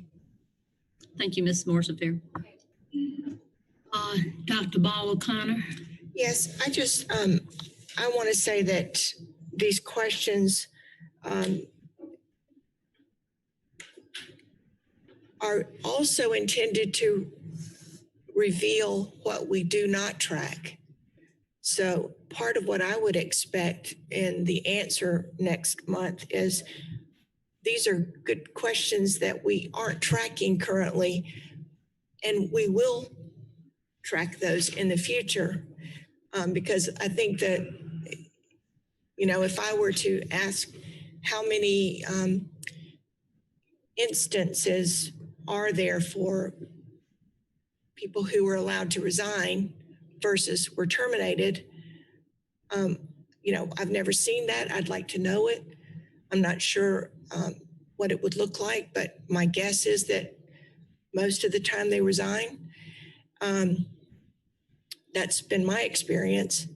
And I have expressed many times that I think they should be terminated instead, mainly because of school board administration training, both at the state level and nationally, where they said that if a predator goes to an area where young people are, it's not that they wanted to be teachers or educators. They wanted to be in a place where young people are. So they're not really going to be stopped by virtue of having their teaching certificate taken away. They're just going to move on to another venue like scouting or church or the Y. So we have a moral obligation to pay attention to where these people go, not just whether or not they teach. And if they resign, it is very easy for them to just say, well, my spouse moved, or just any number of reasons that don't make them carry the banner that they left the student behind carrying, and to basically skip out. And that drives me crazy. But I think if we ask the questions in this report, we'll find out what we need to track and what we aren't tracking, because I don't know if we even follow up with the state once we've recommended somebody to have their license removed. How many of them actually had the license removed, or where they are, or what happened with them? Actually, we do track that, and we do know that. We know how many people have resigned. We know how many people we've terminated. It's a matter of pulling back multiple years of data, but we do track those things. Okay. And to your point, and I believe it would be a better discussion for executive session for Mr. Webb to give you, as you all know, there are a number of reasons for us to handle things the way we handle them. And still, the best defense for any potential employer is the one that we put into place years ago. And that is, we require a personal conversation with the employee's past supervisor before they're employed. Not just checking references, not just looking to see if they still have a certificate or if it's ever been revoked, but we actually require principals. I'm talking about employment of a teacher or a coach, someone like that, require principals to speak with the previous principal, or if it's another employee, with the previous supervisor of that person. That is the greatest protection for any entity in hiring the wrong person, because there is no clearinghouse for termination or resignation or any other form of employment action except for certificate revocation. So there is no clearinghouse that you can go to find that other information. The only way you can reliably get that is to ensure that you have spoken with the immediate supervisor of that employee, and then you're reliant on that person being honest with you. But I think to Ms. Grayson's point earlier, it would be most helpful for there to be a national clearinghouse for school employees that would carry forward that same information that the State Department of Education carries forward on certificate revocation. You can go look up any employee who's ever been referred to the State Board of Education historically, and you can pull up their case, the details, and the disposition of the case as well. But you cannot find people who have resigned. If we have a person who's resigned for improper conduct, we report them to the State Department for revocation of their certificate. So yes, you would find them there as well. Okay. I intended and believe that this will be better for next month. I just wanted to say that I don't believe that there are questions here that are not important to be answered. They don't have to all be answered in one meeting, but they're there because they represent gaps in understanding right now. And if we could ask a question about what happens to a student who entices someone into a sexual relationship, none of us can sit comfortably in our seats until those questions are no longer asked.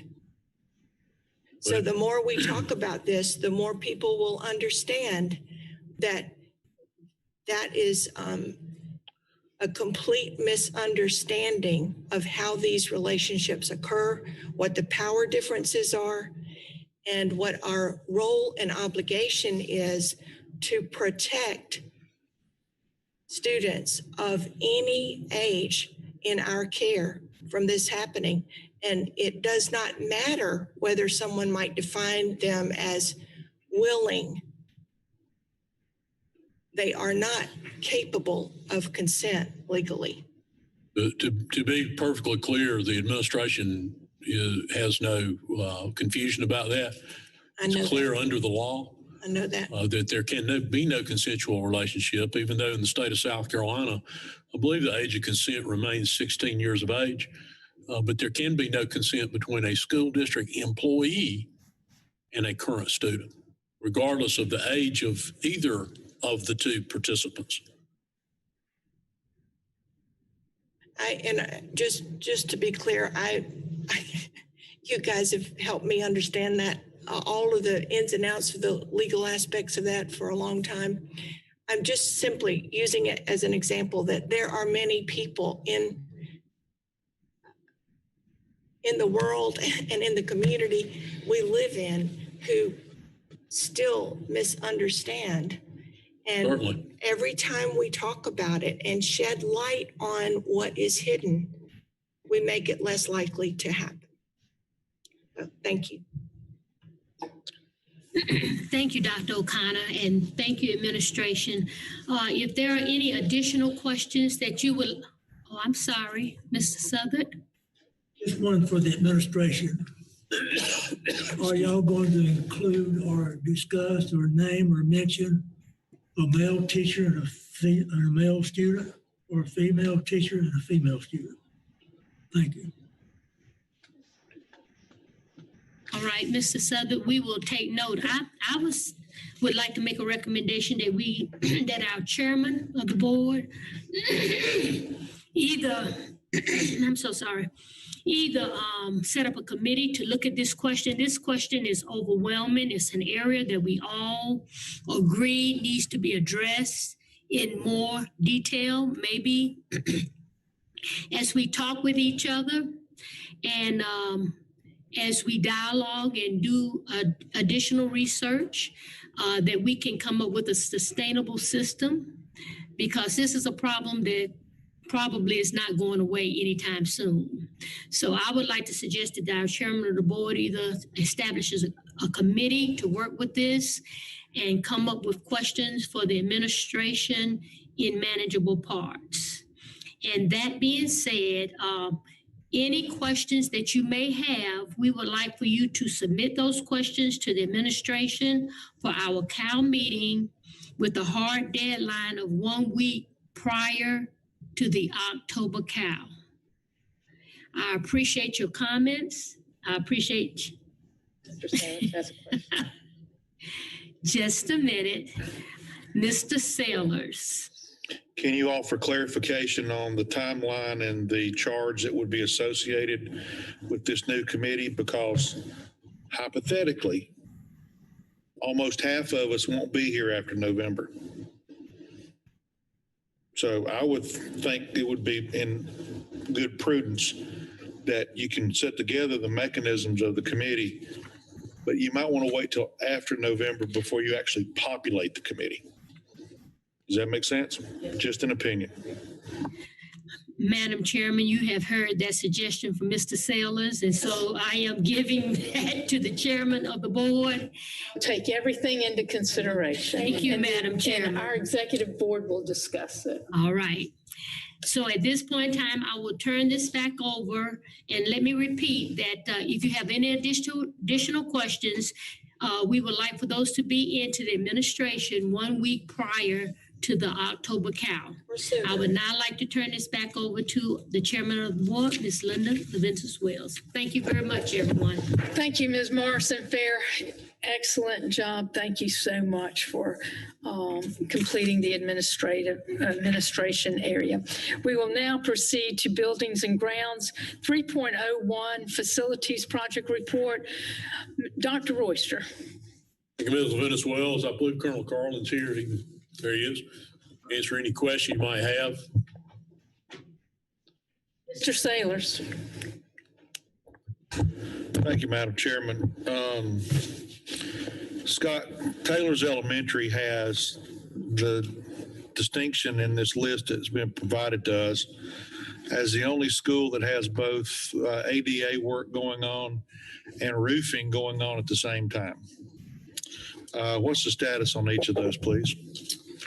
So the roofing project, we got some of the work done during the summer prior to school starting. We finished the work that is in the front of the school that would have prevented normal access to the front entrance. Mm-hmm. We have moved around to the back and middle areas of the school. We're about, at this point, let's see, we are about 25% with that project overall. And the plan is to continue on through to completion. Now, there was also some things that were done between school being out and school being in to make sure that we're handling that safely for the students, including doing cold applied methods as opposed to hot, so we don't have the fumes and things like that. So now the handicap project. Yeah. We ran into a snag on that one with the original design that was proposed. During construction, we discovered that that was not going to work for the school nor for the program. So covered those areas back up so that we could allow access to the playground. It's my understanding that the new design proposal for that upper playground will be completed this week, and then we'll get underway to correct that. But as of right now, the playground is in use, and we'll make sure that happens until we can complete that. Thank you very much. Yes, sir. Thank you, Madam Chairman. Thank you, sir. Thank you both. Ms. Grayson. Thank you, Madam Chair. Mr. Carlin, I know that y'all have gone out of your way to try to get the football field at Blue Ridge High School ready for play in a couple weeks. Can you explain, for the benefit of our listeners, kind of what has been going on up there? I know you've made a couple of trips, and my community is very anxious because their players have been through kind of a rough summer. So just give us an update on how that's going. Yes, ma'am. Be glad to.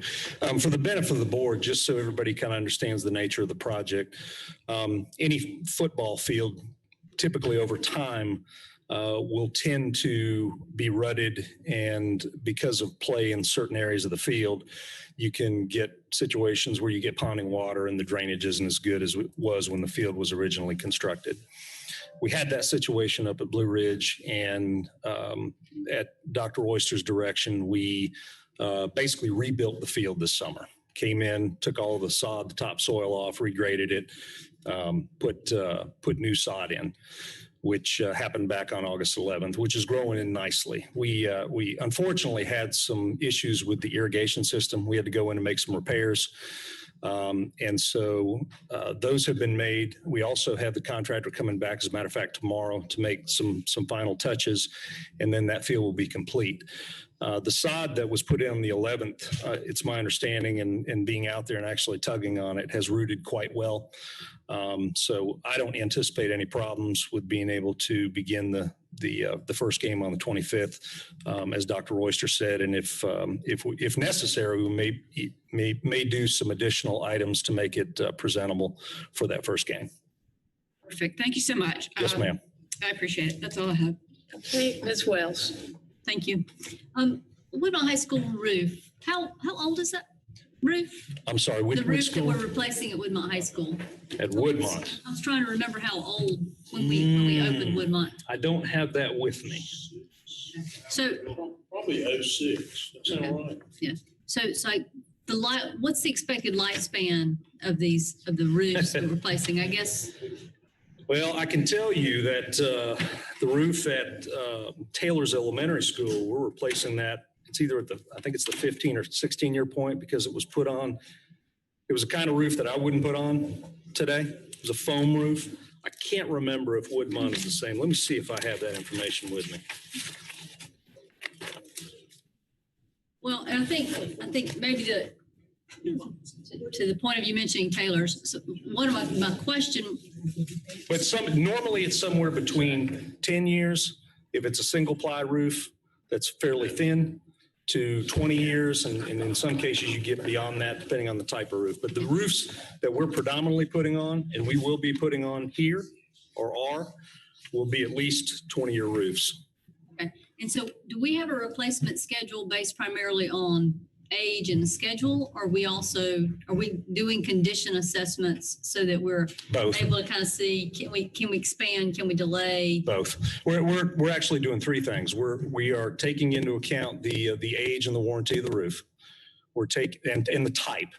We're taking into account survey data that we've obtained. We're also taking into account information that we receive from our maintenance department to inform us as to maybe areas where we have some other problems that may not have been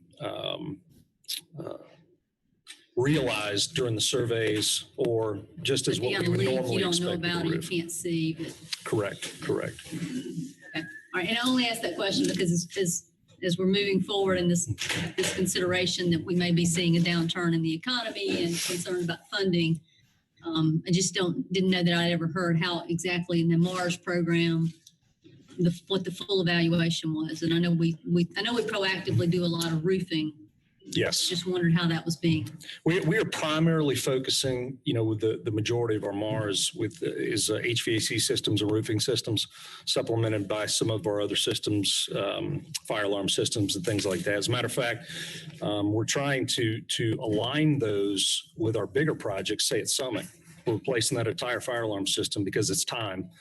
Parts are hard to get, but it's also very convenient with the fact that we have that big project going on. Okay, good. Total was completed in 2005. Okay, so 15-year. Okay, and we're replacing with 20-year. Yes. Yes. Okay, all right, thank you. Hopefully some of them will last 25. We'd like to stretch them at least to that. All right, thanks. Any other questions? Thank you, Mr. Carlin. Thank you for all you're doing, especially for Summit Elementary. Calls have stopped.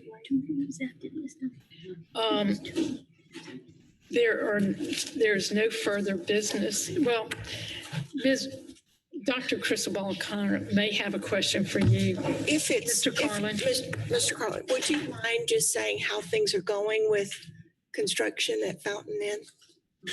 So Fountain Inn, it's interesting. I had some concerns that by this point we would have had a lot of adverse impact because of COVID and different manufacturers and plants shutting down and things like that. We, at least at this point, we really don't appear to be experiencing that at Fountain Inn. So we're about 56% complete on the project. Last I checked, and things are going very well. Thank you. Okay, hearing no other questions. Not completely. I'll entertain a motion to adjourn. Second. Any questions? Having none, all in favor, please address by saying aye. All opposed? Please remember that we do have special call meetings to follow. So I'll give you 10 minutes for break and to maybe enjoy a little bit of